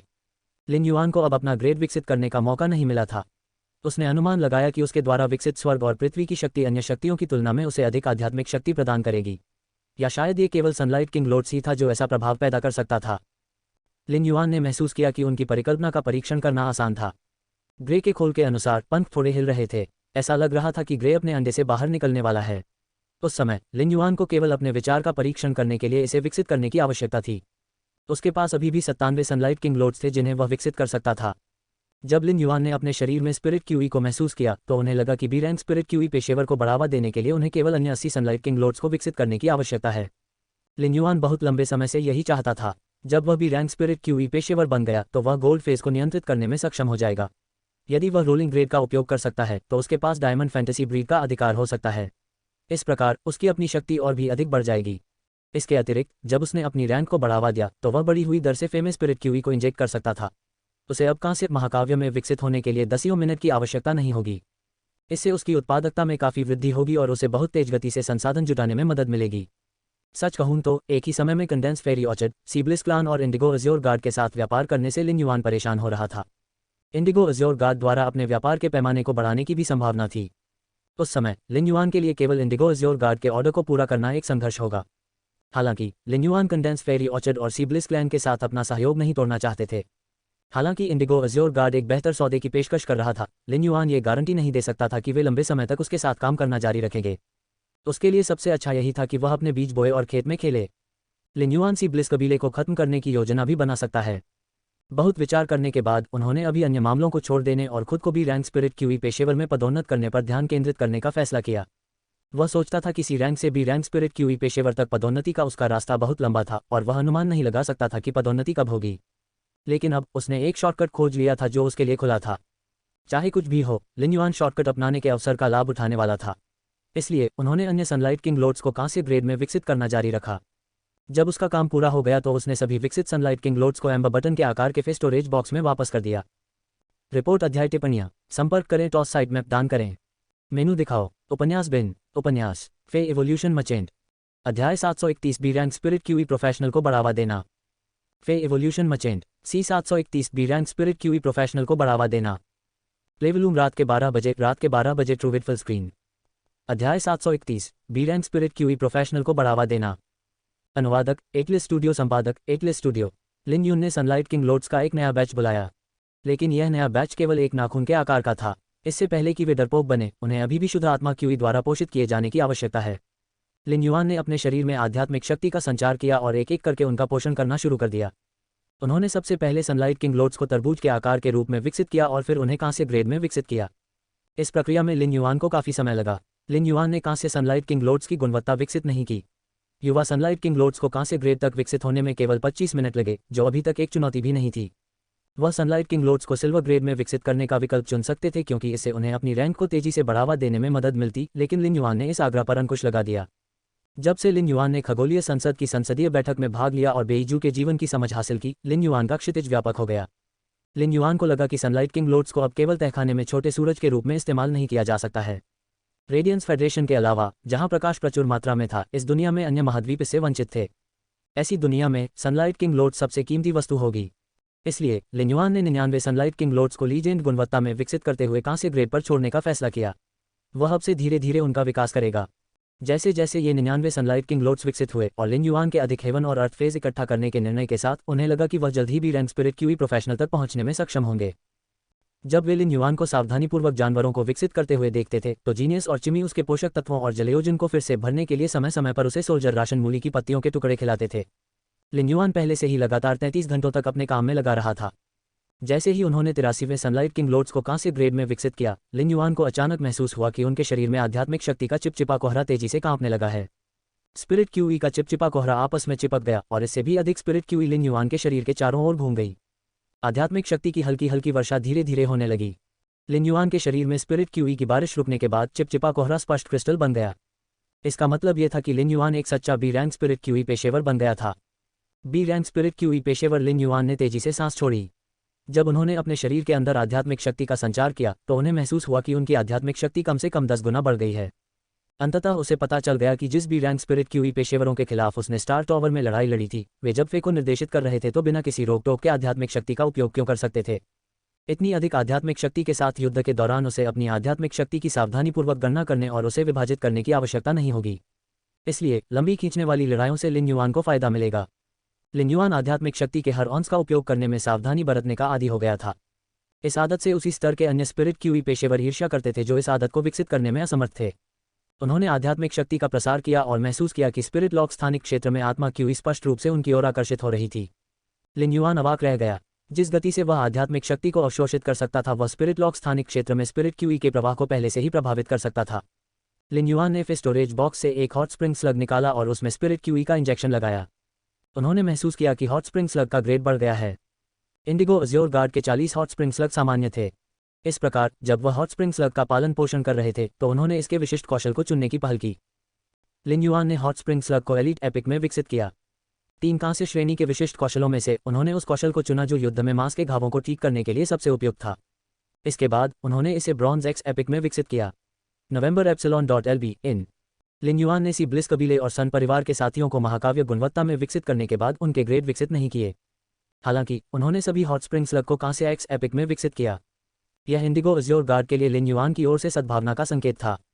जब वह फीस विकसित कर रहा था तो उसने महसूस किया कि हॉट स्प्रिंग स्लग को नॉर्मल से ब्रॉन्ज एक्स एपिक तक विकसित करने में उसे 10 मिनट से भी कम समय लगा। इस दर पर लिन युआन को यकीन था कि वह पहले की तुलना में 8 गुना तेजी से विकास कर सकता है। अब लिन युआन 1 घंटे से भी कम समय में कांस्य महाकाव्य फे विकसित कर सकता है। उसने शुरू में सोचा था कि वह डुआन द्वारा किए गए सौदे को पूरा नहीं कर पाएगा और वह स्पिरिट क्यूई क्रिस्टल का उपयोग करने के लिए तैयार था। एक आदमी के रूप में उसे एक सौदे पर अच्छा मुनाफा कमाना था।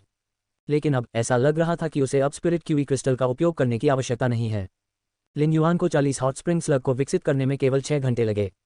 स्पिरिट लॉक स्थानिक क्षेत्र में लगभग 2 रातों की नींद हराम करने के बाद लिन युआन ने हॉट स्प्रिंग स्लग से भरा भंडारण बॉक्स दरवाजे के पास रखा।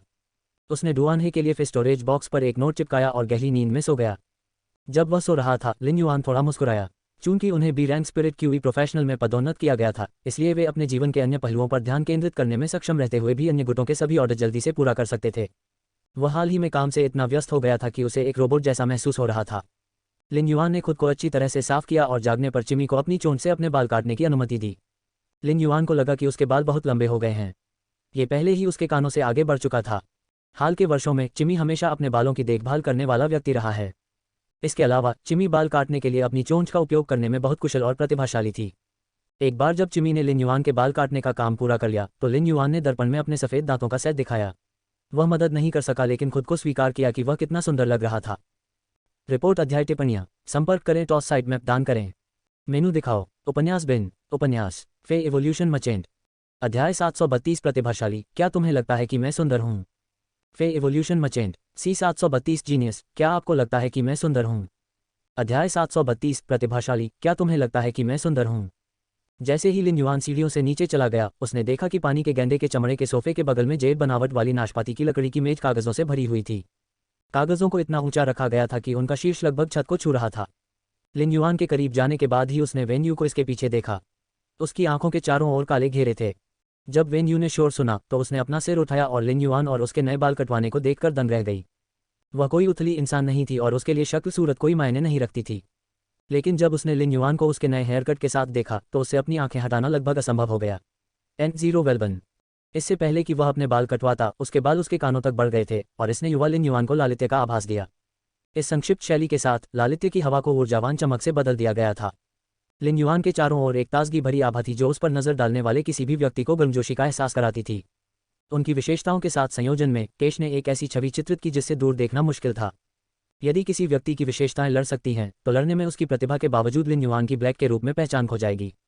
वेन यू ने तुरंत कागज पलटना बंद कर दिया और लिन युआन से कहा, युवा मास्टर, मैं न केवल कंडेंस फेरी ऑर्चर्ड के बारे में सारी जानकारी व्यवस्थित करने में कामयाब रहा बल्कि सी ब्लिस कबीले, म्याओ परिवार और जेंग परिवार के बारे में भी जानकारी व्यवस्थित करने में कामयाब रहा।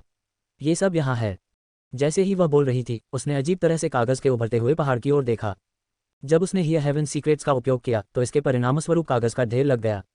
ये हिमस्खलन करीब 2 दिनों तक चलेगा। लिन युआन को पूरे कागज पर नजर डालने में 2 दिन से अधिक का समय लगेगा, प्रत्येक टुकड़े को ध्यान से देखने की तो बात ही दूर। वेन यू ने 3 दिनों तक बिना सोए काम करने के बाद अपनी थकावट को दबाने की कोशिश में अपना सिर हिलाया। युवा मास्टर, मैं आपको सन परिवार की स्थिति के बारे में जानकारी देना चाहता हूँ। ये थोड़ा खास है। हालांकि कागज के पहाड़ को देखने में लिन युआन को हमेशा के लिए लग जाएगा, लेकिन सारी जानकारी वेन्यू के दिमाग में थी। यदि कोई अन्य समय होता तो लिन युआन प्रमुख गुटों की स्थिति पर चर्चा करने के लिए अधिक इच्छुक होते।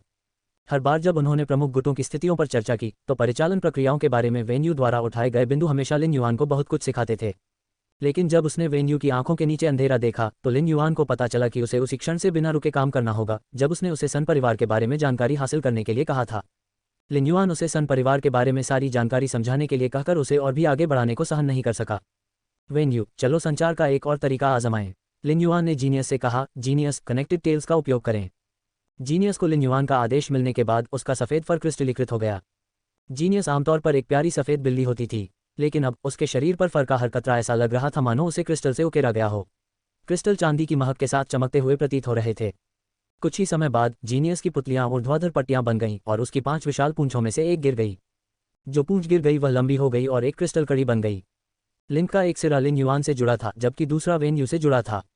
जीनियस को फैंटेसी ब्रीड में विकसित हुए ज़्यादा समय नहीं हुआ था और यह पहली बार था कि लिन युआन ने इसे कनेक्टेड टेल्स का उपयोग करते हुए देखा था। लिन युआन को एहसास हुआ कि कनेक्टेड टेल्स ट्रू डेटा द्वारा वर्णित से पूरी तरह मेल नहीं खाता है।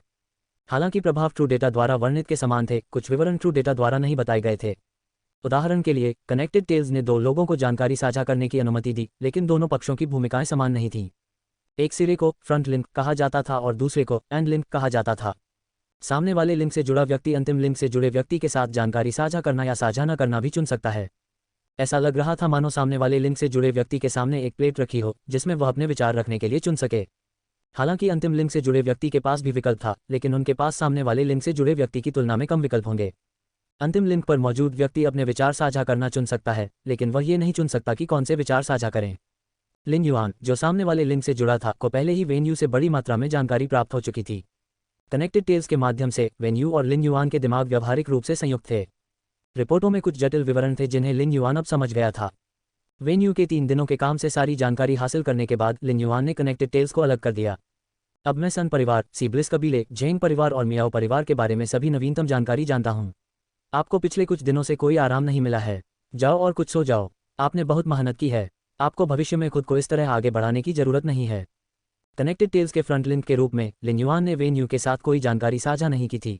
इस प्रकार लिन युआन के साथ अपनी जानकारी साझा करने का निर्णय लेने के बाद वेन्यू को कुछ भी महसूस नहीं हुआ। जब उसने सुना कि लिन युआन ने क्या कहा तो वेन्यू थोड़ा भ्रमित हो गई।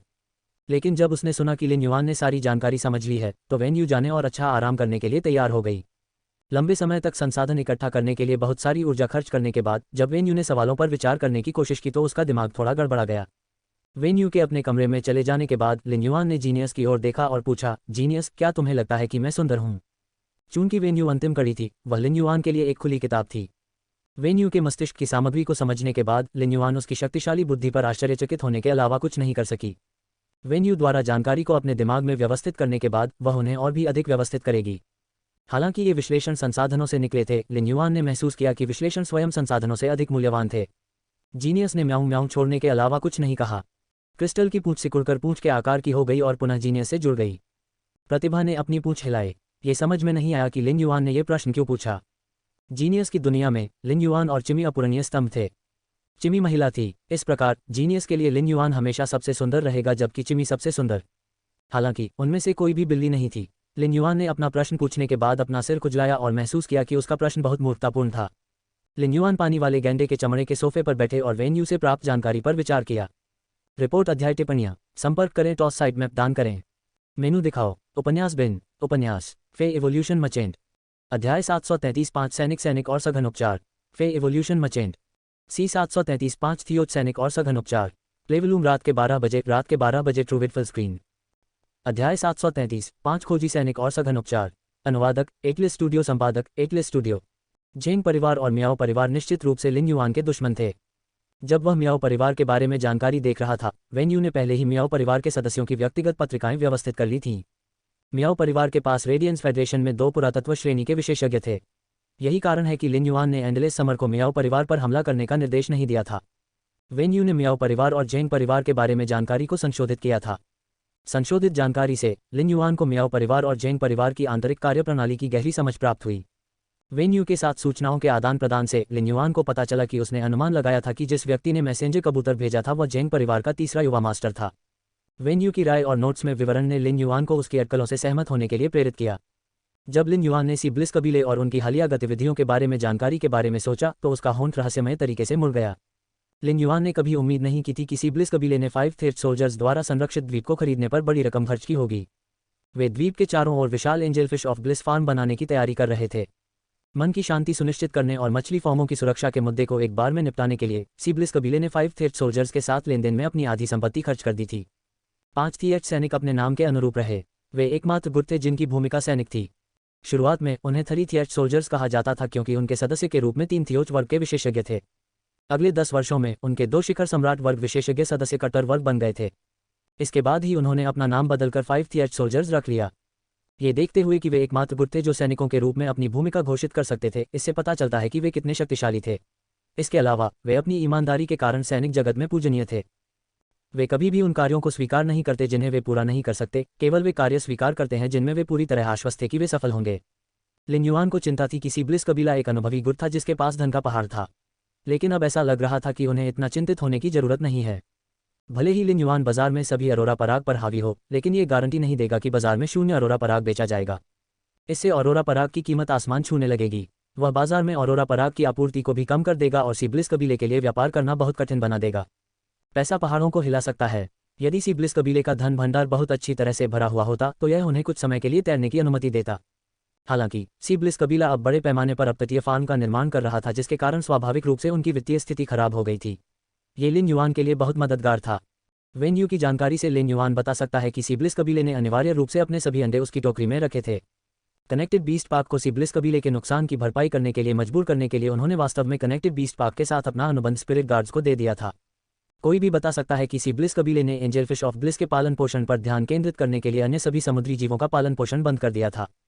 ये सच था कि कनेक्टेड बीस्ट पार्क सी ब्लिस कबीले पर दबाव डाल रहा था, लेकिन कनेक्टेड बीस्ट पार्क के लिए सी ब्लिस कबीले के सभी व्यवसायों को रोकने के लिए यह पर्याप्त नहीं था। फिर भी सी ब्लिस कबीला तुरंत पीछे हट गया और कनेक्टेड बीस्ट पार्क से जबरन वसूली करने की कोशिश की। स्पिरिट गार्ड्स द्वारा सी ब्लिस कबीले का समर्थन करने से कनेक्टेड बीस्ट पार्क केवल नुकसान उठा सका। सी ब्लिस कबीले की सड़क बेहद चिकनी लग रही थी, लेकिन क्या सी ब्लिस कबीला कनेक्टेड बीस्ट पार्क के बदला से नहीं डरता था? लिन युआन समझ सकता था कि सी ब्लिस कबीला द्वीप की रक्षा के लिए 5 थियाट सैनिकों को काम पर रखने पर बड़ी रकम क्यों खर्च करेगा। ऐसा लग रहा था कि सी ब्लिस कबीला कनेक्टेड बीस्ट पार्क के बदला लेने से खुद को बचाने के लिए 5 थिएट सोल्जर्स का इस्तेमाल करना चाहता था। लेकिन क्या सी ब्लिस कबीले के लिए लिन युआन पर अपनी सारी उम्मीदें लगाना उचित था? लिन युआन स्काई सिटी का प्रबंधन भी कर रहे थे। यदि स्काई सिटी को एक गतिरोध में बंद कर दिया गया तो वह भविष्य में आगे बढ़ने की कोशिश में एक जोखिम भरे रास्ते पर अपना सब कुछ दांव पर लगा सकता है। लेकिन सी ब्लिस कबीला अब एक अपरिचित गुट पर अपना भविष्य दांव पर लगा रहा था। लिन युआन को यह कदम पागलपन भरा लगा। ये बिल्कुल पागलपन था। हालांकि सी ब्लिस कबीले की सारी उम्मीदें उस पर टिकी हुई थीं, फिर भी उन्होंने उसका फायदा उठाने की कोशिश की थी। ये कैसा हेरफेर था? उसे लगा कि यदि सी ब्लिस कबीला ध्वस्त हो गया तो वह केवल आधा श्रेय ही ले सकेगा। लिन युआन ने महसूस किया कि शेष आधा श्रेय सी ब्लिस कबीले के लिए छोड़ दिया जाना चाहिए। लिन युआन ने यह नहीं सोचा कि मियाओ परिवार, जेंग परिवार और सी ब्लिस कबीले के बारे में जानकारी महत्वपूर्ण थी। हालांकि कंडेंस फेरी ऑर्चर्ड के बारे में जानकारी बहुत बड़ी थी। लिन युआन को यह उम्मीद नहीं थी कि एक शीर्ष गुट जिसने बाजार में 60 से अधिक पौधे प्रकार की फीस की आपूर्ति की और दसियों पौधे प्रकार की आध्यात्मिक सामग्रियों पर बाजार पर प्रभुत्व किया, उसके पास केवल 3 मुख्य सदस्य बचे थे। इसके अतिरिक्त इसमें एक घायल बुजुर्ग और 2 युवा थे। सन निंगजियांग अकेले ही पूरे कंडेंस फेरी ऑर्चर्ड का बोझ उठा रहे थे। कई प्रमुख गुट कंडेंस फेरी ऑर्चर्ड को अपने अधीन करना चाहते थे या कम से कम उनमें से एक बड़ा हिस्सा काट लेना चाहते थे। जब लिन युआन ने कंडेंस फेरी ऑर्चर्ड की परिस्थितियों को समझा तो उन्हें एहसास हुआ कि क्यों मियाओ परिवार कंडेंस फेरी ऑर्चर्ड को निगलना चाहता था। यहाँ तक कि लिन युआन को भी कंडेंस फेरी ऑर्चर्ड की संपत्ति की चाहत महसूस हुई। चूंकि कंडेंस फेरी ऑर्चर्ड दसियों आध्यात्मिक सामग्रियों पर बाजार पर हावी हो सकता था, इसलिए उनके पास कीमतें बढ़ाने का अधिकार था। हालांकि कंडेंस फेरी ऑर्चर्ड के संकट में पड़ने के बाद उन्होंने आध्यात्मिक सामग्रियों की कीमतें बढ़ाने का फैसला नहीं किया। इस कार्रवाई से लिन युआन बता सकता था कि कंडेंस फेरी ऑर्चर्ड सम्मानजनक था। यदि उन्होंने कीमतें बढ़ा दी होती और बाजारों को अस्त व्यस्त कर दिया होता तो इन आध्यात्मिक सामग्रियों पर निर्भर प्रत्येक व्यवसाय ध्वस्त हो जाता। इन व्यवसायों के दहने से अनगिनत संख्या में लोग प्रभावित होंगे। सी ब्लिस कबीले को निशाना बनाने और उसका दम घोंटने की लिन युआन की योजना पूरी तरह से अरोरा पराग पर बाजार पर हावी होने पर निर्भर थी। ये स्पष्ट था कि दसियों आध्यात्मिक सामग्रियों पर उनके प्रभुत्व से कंडेंस फेरी ऑर्चर्ड के पास कितना कुछ था। कंडेंस फेरी ऑर्चर्ड के बारे में जानकारी समझने के बाद लिन युआन को एहसास हुआ कि अरोरा पराग पर बाजार पर हावी होने की उनकी योजना संभव नहीं थी। कंडेंस फेरी ऑर्चर्ड अरोरा पराग पर बाजार पर हावी होने में सक्षम नहीं हो सकता है, लेकिन उनके पास अरोरा मॉर्निंग ग्लोरीज के क्षेत्र थे। इससे उन्हें अरोरा पराग की आपूर्ति का कम से कम 20% हिस्सा लेने की अनुमति मिली। इसलिए यदि लिन युआन अरोरा पराग पर बाजार पर हावी होना चाहता था तो वह कंडेंस फेरी ऑर्चर्ड को बाहर नहीं कर सकता था। आखिरकार लिन युआन अरोरा पराग के निर्माता नहीं थे। बाजार पर हावी होने का उनका तरीका ये था कि अरोरा पराग के परिपक्व होने पर हर 2 साल में जितना संभव हो उतना खरीद लिया जाए। यदि सी ब्लिस कबीला अरोरा पराग प्राप्त करने के लिए कंडेंस फेरी ऑर्चर्ड के साथ संबंध बना सकता है तो वे बाजार में लिन युआन के प्रभुत्व से बचने और खुद को बचाए रखने में सक्षम होंगे। लिन युआन कभी भी ऐसा होते हुए नहीं देखना चाहता था। रिपोर्ट अध्याय टिप्पणियां संपर्क करें टॉस साइट मैप दान करें। मेनू दिखाओ। उपन्यास बिन उपन्यास फे इवोल्यूशन मचेंट। अध्याय 734 क्या यह आंटी झां का पुरुष संस्करण था। फे इवोल्यूशन मचेंट सी 734 क्या यह आंटी झां का पुरुष संस्करण था। अध्याय 734 क्या यह आंटी झां का पुरुष संस्करण था। अनुवादक एटलिस स्टूडियो संपादक एटलिस स्टूडियो। सौभाग्य से लिन युआन अब सन निंगजियांग के साथ सहयोग कर रहा था। जब लिन युआन ने सन परिवार के बारे में जानकारी समझी तो उन्होंने देखा कि उनके पास केवल कंडेंस फेरी ऑर्चर्ड ही नहीं था, उनके पास कंडेंस हीलिंग भी थी। लेकिन सन परिवार के मुसीबत में पड़ने के बाद इसने काम करना बंद कर दिया। अधिकांश गुटों की कई भूमिकाएं थीं। वाणिज्य कक्ष, सैनिक और प्रजनन आधार होने के अलावा वे अपनी भूमिकाओं में से एक के रूप में उपचार भी कर सकते थे। ये बिल्कुल वैसा ही था जैसे राइन गिल्ड क्लब एक शानदार शीर्ष गुट था जिसकी एक भूमिका उपचार थी और वह लगातार शीर्ष 5 गुटों में से एक बना रहा। हालांकि कंडेंस फेरी ऑर्चर्ड की कंडेंस हीलिंग अन्य उपचार समूहों से अलग थी। कंडेंस हीलिंग गैर लाभकारी थी और इसे एक चैरिटी संगठन माना जा सकता है। कंडेंस हीलिंग में कई हीलिंग प्रकार के स्पिरिट क्यूई पेशेवर थे।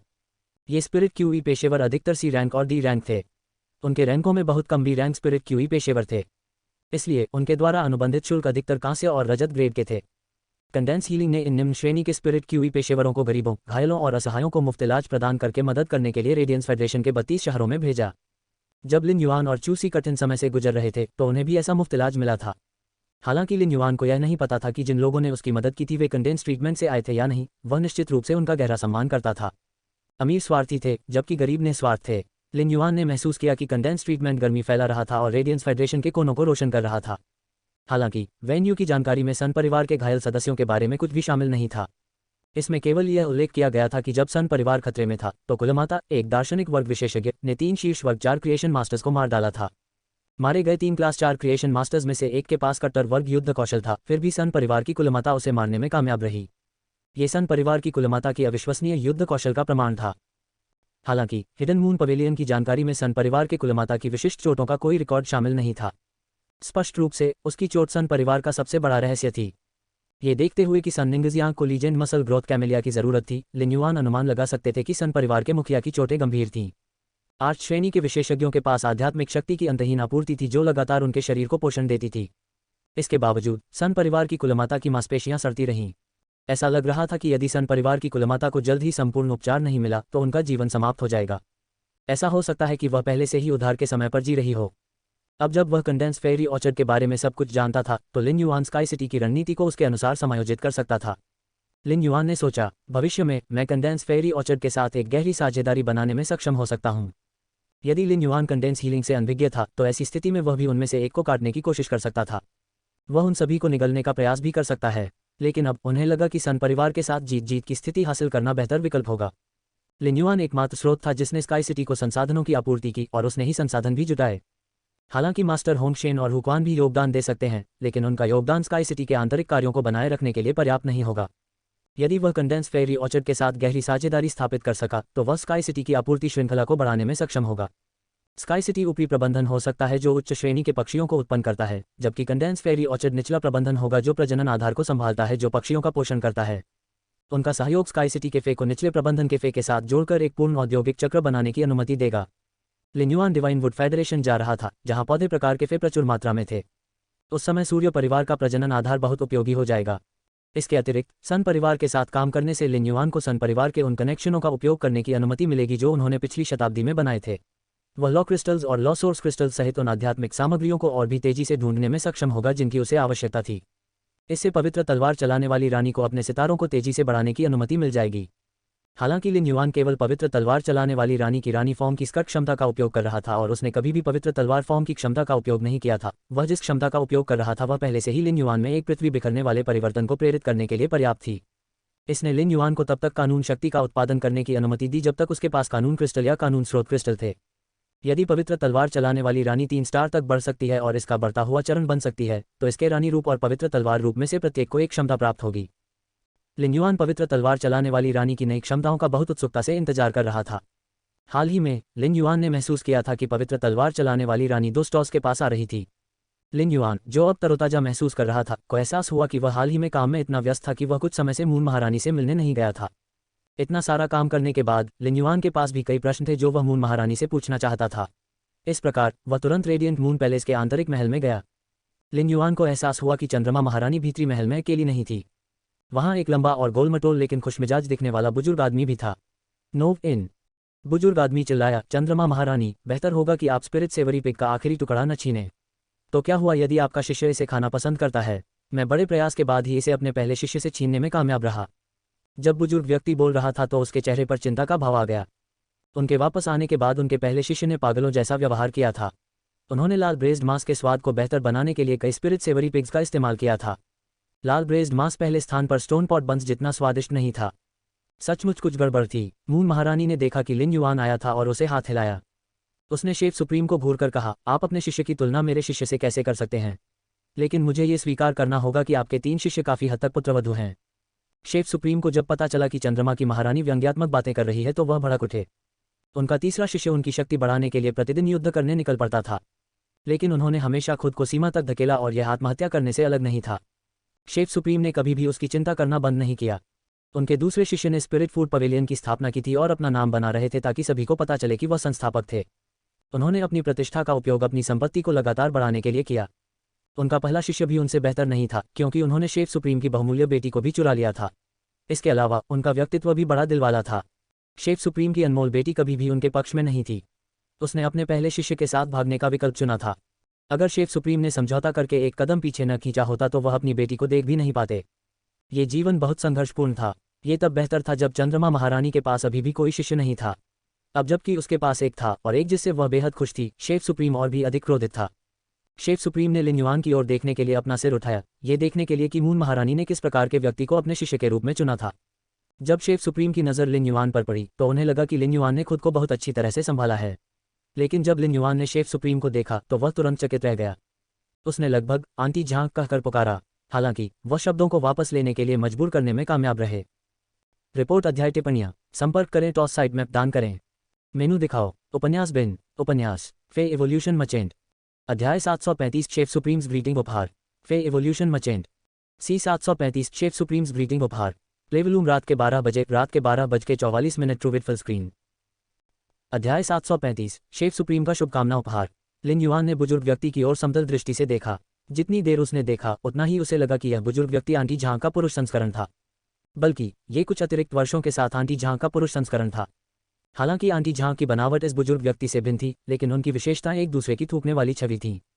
रेडियंस फेडरेशन में बहुत से लोग थे और दो लोगों का एक जैसा दिखना कोई अजीब बात नहीं थी। यदि यह समानता जानबूझकर या नकली दिखावा नहीं थी तो वे दोनों संबंधित हो सकते हैं। जब Lin yuan radiant moon palace में पहुंचे ही थे तो उन्होंने बुजुर्ग व्यक्ति की बातें सुनी। उसने पहले अपने गुरु को स्पिरिट सेवरी पिग का जिक्र करते हुए सुना था और उसने इसका स्वाद भी चखा था। दरअसल उसे इसका स्वाद बहुत पसंद आया। मून महारानी और बुजुर्ग व्यक्ति के बीच हुए शब्दों से लिन युआन बता सकता था कि बुजुर्ग व्यक्ति कौन था। वह रेडियंस फेडरेशन शेफ सुप्रीम में कक्षा 5 के 3 क्रिएशन मास्टर्स में से एक थे। हालांकि लिन युआन उत्सुक थी, शेफ सुप्रीम और आंटी झांग कैसे संबंधित थे। कुछ ही समय बाद लिन युआन ने आंटी झांग के आतंकवादी खरगोश के बारे में सोचा जो मौत के करीब था। ऐसा इसलिए था क्योंकि मोबियस उस समय हाल ही में जागा था कि लिन युआन आतंकवादी खरगोश की जानकारी की जांच करके अपनी जिज्ञासा को संतुष्ट करने में सक्षम था। तभी उसे पता चला कि आंटी झांग को जो दिख रहा था उससे कहीं ज्यादा कुछ था। लिन युआन ने आंटी झांग और शेफ सुप्रीम के बीच संबंधों पर ध्यान नहीं दिया। अंकल ली लगभग हर दूसरे हफ्ते लिन युआन को फोन करते थे।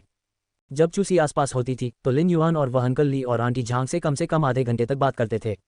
जब चूसी आसपास नहीं होता था तो लिन युआन स्वयं उनसे बात करता था। लिन युआन ने फैसला किया कि अगली बार जब वह उनसे बात करेगा तो वह सीधे आंटी झांग से पूछेगा। लिन युआन के पास छिपाने के लिए कुछ भी नहीं था जब बात उन दो लोगों की आई जिन्होंने उसे बड़ा होते देखा था। जब शेफ सुप्रीम ने लिन युआन को देखा तो उन्हें शुरू में लगा कि लिन युआन ने खुद को बहुत अच्छी तरह से संभाला है। लेकिन जब उसने देखा कि लिन युआन उसे शांति से देख रहा है तो शेफ सुप्रीम ने थोड़ी देर तक उसकी ओर देखा। तभी शेफ सुप्रीम को लगा कि लिन युआन बहुत महत्वपूर्ण लग रहा है।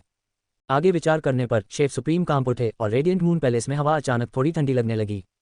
शेफ सुप्रीम ने झट से लिन युआन से नजरें हटा लीं और सोचने से पहले चंद्रमा महारानी पर शर्मिंदगी भरी नजर डाली।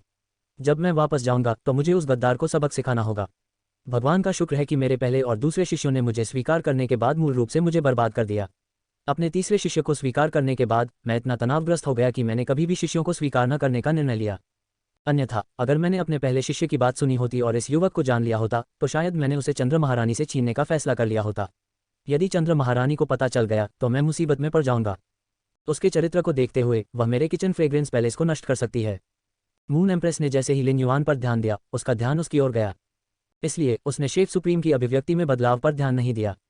जब उसने लिन युआन को शेफ सुप्रीम को घूरते हुए देखा तो मून महारानी को याद आया कि लिन युआन को अपने शिष्य के रूप में स्वीकार करने से पहले उसने लिन युआन के बारे में वह जानकारी देखी थी जो मिस्टिक मून ने एकत्र की थी। उसे तुरंत पता चल गया कि क्या हो रहा है। हालांकि ये शेफ सुप्रीम का निजी मामला था और लिन युआन को सूचित करने का अधिकार मून एम्प्रेस का नहीं था। मून महारानी ने देखा कि लिन युआन के होंठ थोड़े सूखे थे और उन्होंने मेज से जेड चायदानी उठाए। उसने मेज पर रखे उत्तम चाय के कप में स्पिरिट चाय डाली और लिन युआन को दे दी। स्पाइन नीडल हेलू चाय को पिएं और अपने गले को आराम दें। जैसे ही ऋतुएं सर्दी से वसंत में बदलती हैं, मौसम विशेष रूप से शुष्क होता है। आपको अपने आप को अधिक नियमित रूप से हाइड्रेट करने की आवश्यकता है, मून एम्प्रेस ने कहा। लिन युआन ने मून महारानी से चाय का कप लिया और वह शेफ सुप्रीम से कहने लगी, शेफ सुप्रीम, यह मेरा शिष्य है। वह मेरा एकमात्र शिष्य भी है। हालांकि शेफ सुप्रीम की अभिव्यक्ति नहीं बदली, लेकिन उसका दिल तेजी से धड़कने लगा। वह उसके स्वभाव और चरित्र के प्रति बेहद सजग था। ये वह महिला थी जो रेडियंस इंपीरियल कोर्ट में बिना किसी दया के मेज तोड़ देती थी। फिर भी जब बात अपने शिष्य की आई तो वह बहुत शांत थी। जिस तरह से चंद्रमा महारानी ने कहा कि यह उसका एकमात्र शिष्य था, यह इस बात का सबूत था कि वह अपने शिष्य की कितनी परवाह करती थी। जब शीर्ष विशेषज्ञों ने शिष्यों को स्वीकार किया तो वे निश्चित रूप से किसी ऐसे व्यक्ति को भी स्वीकार कर रहे थे जो उनकी विरासत को आगे बढ़ा सके। शेफ सुप्रीम ने अपने पहले शिष्य के बाद दूसरे शिष्य को स्वीकार कर लिया था क्योंकि उन्हें एहसास हो गया था कि उनका पहला शिष्य कभी भी उनकी विरासत को आगे नहीं बढ़ा पाएगा। इसके बजाय उनका पहला शिष्य शेफ सुप्रीम को उनके क्रिएशन मास्टर सिद्धांतों के बारे में अधिक जानने के लिए खींचता रहा। जैसे शेफ सुप्रीम ने अपने दूसरे शिष्य को स्वीकार कर लिया था। हालांकि उनके दूसरे शिष्य को पता चला कि उन्हें क्रिएशन मास्टर शक्तियों में कोई दिलचस्पी नहीं थी। वह केवल खाना बनाना चाहता था। यही कारण है कि उसने स्पिरिट फूड पवेलियन की स्थापना की थी। उनके तीसरे शिष्य ने उनकी आवश्यकताओं को पूरी तरह से पूरा किया। भले ही वह शेफ सुप्रीम को हर समय चिंतित रखता था, फिर भी वह इससे निपट सकता था। हालांकि चंद्रमा महारानी ने केवल एक को स्वीकार करने के बाद शिष्यों को स्वीकार करना बंद करने का निर्णय लिया था। जाहिर है जो उसके पास था उससे वह बहुत संतुष्ट थी। जब शेफ सुप्रीम ने अंतिम शाही दरबार में मून महारानी के सुझाव को याद किया तो अर्थ पहले से कहीं अधिक समझ में आया। ये स्पष्ट था कि वह अपने शिष्य के लिए मार्ग प्रशस्त कर रही थी और उस पर अपना विश्वास प्रदर्शित कर रही थी। रेडियंस दूत बनने का मार्ग कभी प्रशस्त नहीं हुआ था। यह एक ऐसा रास्ता था जिसे धैर्य और क्षमता का उपयोग करके कदम दर कदम आगे बढ़ाना था। मून महारानी ने जो कुछ किया वह दिवंगत लिन युआन को उचित अवसर प्रदान करना था। मून महारानी ने लिन युआन को शेफ सुप्रीम से मिलवाने के बाद लिन युआन से कहा, आप जल्द ही प्रशिक्षण के लिए बाहरी इलाके में जा रहे हैं और आप अभी तक शेफ सुप्रीम से नहीं मिले हैं। तुम्हें अब उनका ठीक से स्वागत करना चाहिए। लिन युआन शेफ सुप्रीम के पास गए और उनका अभिवादन किया। विनम्र अभिवादन, लॉर्ड शेफ सुप्रीम। जब शेफ सुप्रीम ने सुना कि मून एम्प्रेस ने क्या कहा तो उसकी भौहें बेतहाशा हिलने लगीं। हालांकि वह लिन युआन को संबोधित कर रही थी, शेफ सुप्रीम को पता था कि वह वास्तव में अपने शब्दों को उस पर निर्देशित कर रही थी। वह शेफ सुप्रीम को संकेत दे रही थी कि लिन युआन बाहरी इलाके में प्रशिक्षण लेने जा रहा है, इसलिए शेफ सुप्रीम को लिन युआन को कुछ ऐसा उपहार देना चाहिए जिसे उसका शिष्य बाहरी इलाके में उपयोग कर सके। लिन युआन के अभिवादन के बाद शेफ सुप्रीम ने अपना हाथ लहराया और उसके हाथ में एक छोटा सुनहरा टोड दिखाई दिया। चूंकि यह हमारी पहली मुलाकात है, इसलिए मैं आपको ज्वेल्ड केव गोल्डन टॉड के पेट और त्वचा से बनी यह वस्तु दूंगा। जब वह बात कर रहे थे, शेफ सुप्रीम ने सोचा कि कैसे उनके पहले शिष्य और बेटी ने उनसे लिन युआन को अपने शिष्य के रूप में स्वीकार करने के लिए कहा था। जैसे ही उसने लिन युआन की ओर देखा, उसकी निगाहें नर्म हो गईं। मून महारानी, जो लिन युआन के बगल में खड़ी थी, की नज़र शेफ सुप्रीम की अभिव्यक्ति पर पड़ी और उनकी शांत अभिव्यक्ति थोड़ी बदल गई। लिन युआन ने शेफ सुप्रीम को धन्यवाद दिया और छोटे सुनहरे टोड को स्वीकार किया। जब लिन युआन ने छोटे सुनहरे टोड की जांच करने के लिए ट्रू डेटा का उपयोग किया तो उसके चेहरे पर हैरानी के भाव आ गए। रिपोर्ट अध्याय टिप्पणियां, संपर्क करें, टॉस साइड मैप दान करें, मेनू दिखाओ, उपन्यास बिन, उपन्यास फे एवोल्यूशन मचेंट, अध्याय 736 बहुमूल्य स्रोत प्रकार की वस्तु, फे एवोल्यूशन मचेंट, सी 736 बहुमूल्य स्रोत प्रकार की वस्तु, अध्याय 736 बहुमूल्य स्रोत प्रकार की वस्तु। जब लिन युआन को छोटा सुनहरा मेढक मिला तो उसे लगा कि यह जीवंतता से भरा है। छोटे मेढक की आंखें जीवन से भरी थीं, मानो वह किसी भी क्षण लिन युआन की नाक पर कूदने वाला हो। जब शेफ सुप्रीम ने कहा कि यह छोटा सा सुनहरा टोड ज्वेल्ड केव गोल्डन टोड के पेट और त्वचा से बनाया गया था, तब लिन युआन को एहसास हुआ कि यह छोटा सुनहरा टोड वास्तव में जीवित था। हालांकि लिन युआन ने ज्वेल्ड केव गोल्डन टोड के बारे में कभी नहीं सुना था। प्रतिभा काल्पनिक नस्ल में विकसित हुई थी और हाल ही में सब कुछ जोड़ने वाले जानवर में बदल गई थी। हालांकि जीनियस ने फे के बारे में सभी किताबें पहले ही पढ़ ली थी जो ऑनलाइन उपलब्ध थीं। इसने कक्षा 4 फे पर्यवेक्षकों के बारे में सारी जानकारी भी हासिल कर ली थी। जैसे ही लिन युआन ने ज्वेल्ड केव गोल्डन टॉड के बारे में सुना, उसने अपने दिमाग में जीनियस के साथ संवाद किया। जीनियस ज्वेल्ड केव गोल्डन टॉड से अपरिचित था, जिसका मतलब था कि उसने कभी भी इस डर या इसके बारे में किसी भी जानकारी का सामना नहीं किया था। जब लिन युआन ने ट्रू डेटा से जांच की तो उसे तुरंत पता चल गया कि वह इस छोटे सुनहरे टॉड का उपयोग कैसे कर सकता है। यह कोई आश्चर्य की बात नहीं थी कि जीनियस ने ज्वेल्ड केव गोल्डन टॉड को नहीं पहचाना, क्योंकि वह कोई पालतू जानवर नहीं था। यह एक पवित्र स्रोत जीवन रूप था। चंद्रमा महारानी ने शेफ सुप्रीम से कहा, आप निश्चित रूप से भारी भरकम हैं। मैं विश्वास नहीं कर सकता कि आप मेरे शिष्य को शुभकामना उपहार के रूप में यह मूल्यवान रणनीतिक श्रेणी का संसाधन देने को तैयार हैं। शेफ सुप्रीम सौहार्दपूर्ण ढंग से मुस्कुराए और आधे मजाक में कहा, भले ही मैं अनिच्छुक हूं, मैं इसे अभी वापस नहीं ले सकता। शेफ सुप्रीम ने कभी भी खुद को एक उदार व्यक्ति नहीं माना। कक्षा 5 उच्चतम स्तर था जिसे रेडियंस फेडरेशन में क्रिएशन मास्टर्स प्राप्त कर सकते थे। शीर्ष गुटों और विशेषज्ञों की कोई कमी नहीं थी जिन्होंने शेफ सुप्रीम से मदद मांगी थी। यदि शेफ सुप्रीम एक उदार व्यक्ति होता तो उसने खुद को बहुत पहले ही खत्म कर लिया होता। विशेषज्ञों के लिए एक दूसरे के शिष्यों को शुभकामना उपहार देना सामान्य प्रक्रिया थी। मून महारानी ने शेफ सुप्रीम के 3 शिष्यों में से प्रत्येक को एक उपहार दिया था। दरअसल शेफ सुप्रीम का शुरू में इस पवित्र स्रोत को चंद्रमा महारानी के शिष्य को जीवनदान देने का इरादा नहीं था। लेकिन अब जब वह जानता था कि मून महारानी का शिष्य किस तरह का व्यक्ति था, शेफ सुप्रीम ने उस बात के बारे में सोचा जो उसकी बेटी ने तब कही थी जब वह उसे लिन युआन को अपने शिष्य के रूप में स्वीकार करने के लिए मजबूर करने की कोशिश कर रही थी। मैं और मेरे पति निसंतान हैं, लेकिन हमने हमेशा लिन युआन को अपनी असली संतान माना है। NOVALBIN। शेफ सुप्रीम की केवल एक बेटी थी, इसलिए उनके अन्य 3 शिष्यों के अलावा लिन युआन उनके सबसे करीबी युवा व्यक्ति थे। ज्वेल्ड केव गोल्डन टॉड का सबसे बड़ा उपयोग यह था कि यह लंबी दूरी तक वस्तुओं को पहुंचा सकता था, जिससे यह बाहरी इलाकों में उपयोगी हो जाता था। शेफ सुप्रीम ने शुरू में इस कीमती वस्तु को अपने तीसरे शिष्य को देने की योजना बनाई थी। दुर्भाग्य से उनके तीसरे शिष्य को परेशानी पैदा करने की आदत थी। इस प्रकार शेफ सुप्रीम को लगा कि अपने तीसरे शिष्य को बाहरी इलाके में भेजना उसके तीसरे शिष्य की मृत्यु की मांग करने के समान होगा। ऐसे में शेफ सुप्रीम ने लिन युआन को शुभकामना उपहार के रूप में ये कीमती वस्तु दी। चंद्रमा की महारानी का भी उस पर बहुत बड़ा उपकार होगा। मून महारानी ने शेफ सुप्रीम से धन्यवाद कहने से पहले रत्नजड़ित गुफा गोल्डन टॉड पर नजर डाली। लिन युआन को तुरंत पता चल गया कि ज्वेल्ड केव गोल्डन टॉड के पेट और त्वचा से बनी यह वस्तु असाधारण रूप से कीमती थी। अन्यथा ऐसा कोई रास्ता नहीं था कि उसका स्वामी शेफ सुप्रीम को धन्यवाद देता। हालांकि लिन युआन ने यह नहीं सोचा था कि यह मूल्यवान वस्तु बहुत चौंकाने वाली थी। फिर भी वह इस बात से इनकार नहीं कर सका कि इससे उसकी एक समस्या हल हो गई। फे भंडारण बक्से जैसी वस्तुओं का उपयोग लंबी दूरी के परिवहन में नहीं किया जा सकता है। ये सामान्य ज्ञान था जिसके बारे में लिन युआन को हमेशा से जानकारी थी। सच कहूं तो लिन युआन को इस बारे में कभी चिंता नहीं हुई थी। ऐसा इसलिए था क्योंकि वह फी स्टोरेज बॉक्स को स्पिरिट लॉक स्थानिक क्षेत्र में रख सकता था, जो इसे बिना किसी समस्या के अंतरिक्ष सुरंग के माध्यम से ले जाने की अनुमति देगा। लेकिन जब लोगों को परिवहन करने की बात आई तो लिन युआन स्थानिक सामग्रियों का उपयोग करने के अलावा कोई बेहतर विचार नहीं रख सके। आखिरकार स्पिरिट क्यूई पेशेवरों को फे की तरह फे भंडारण बक्सों में संग्रहित नहीं किया जा सकता था। हालांकि स्पेस टनल को रेडियंस फेडरेशन और डिवाइन वुड फेडरेशन के बीच दरवाजे के रूप में इस्तेमाल किया जा सकता था। जब अंदर की स्थानिक ऊर्जा कम हो गई तो लिन युआन को स्थानिक ऊर्जा को फिर से भरने के लिए बड़ी संख्या में स्थानिक अवयवों का उपयोग करने की आवश्यकता पड़ी। भले ही अंतरिक्ष सुरंग खत्म हुई स्थानिक ऊर्जा की भरपाई कर सके, इसमें काफी समय लगेगा। अंतरिक्ष सुरंग अभी तक नहीं बनाई गई थी और लिन युआन को नहीं पता था कि एक समय में कितनी संस्थाओं को ले जाया जा सकता है। हालांकि उन्हें यकीन था कि ये ज्यादा नहीं होंगे। ये देखते हुए कि ईथर जेलीफिश वर्तमान में सिल्वर आई लीजेंड थी, लिन युआन को लगा कि यह कहना मुश्किल होगा कि क्या स्पेस टनल उसे ले जा सकती है। लिन युआन ने स्पेस टनल का उपयोग करने से पहले ईथर जेलीफिश विकसित करने की योजना बनाई थी। ईथर जेलीफिश उसे चंद्रमा महारानी द्वारा दी गई थी और यह एक बहुमूल्य रणनीतिक श्रेणी का संसाधन था। ईथर जेलीफिश के साथ अनुबंध बनाने की शर्तों के लिए स्थानिक अवयवों से निर्मित स्पिरिट की आवश्यकता होती है। ऐसे स्पिरिट तरल पदार्थ केवल क्लास 5 क्रिएशन मास्टर द्वारा ही बनाए जा सकते हैं। भले ही लिन युआन शुद्ध स्पिरिट क्यूई की आपूर्ति कर सकता था, जिसे क्लास 5 क्रिएशन मास्टर्स भी उत्पादित नहीं कर सकते थे, वह स्थानिक अवयवों का उपयोग करके ग्रेड 5 स्पिरिट तरल पदार्थ बनाने में असमर्थ था। ईथर जेलीफिश एसिड संक्षारण रानी मधुमक्खी के समान थी, जिसे ठेकेदार की विलपावर रून के साथ जोड़ा नहीं जा सकता था। अपने प्राकृतिक वातावरण से विलपावर रून को समझने और फैंटेसी ब्रीड में विकसित होने से पहले उन्हें डायमंड एक्स लीजेंड तक पहुंचने की जरूरत थी। इसलिए लिन युआन ने ईथर जेलीफिश को अधिकतम स्तर तक विकसित करने की योजना बनाई, जो कि प्लेटिनम एक्स लीजेंड था। इससे ईथर जेलीफिश की अंतरिक्ष सुरंग क्षमता में काफी वृद्धि होगी। लिन युआन को भी आश्चर्य हुआ कि क्या वह स्पिरिट लॉक स्थानिक क्षेत्र में किसी और को ले जा सकता है।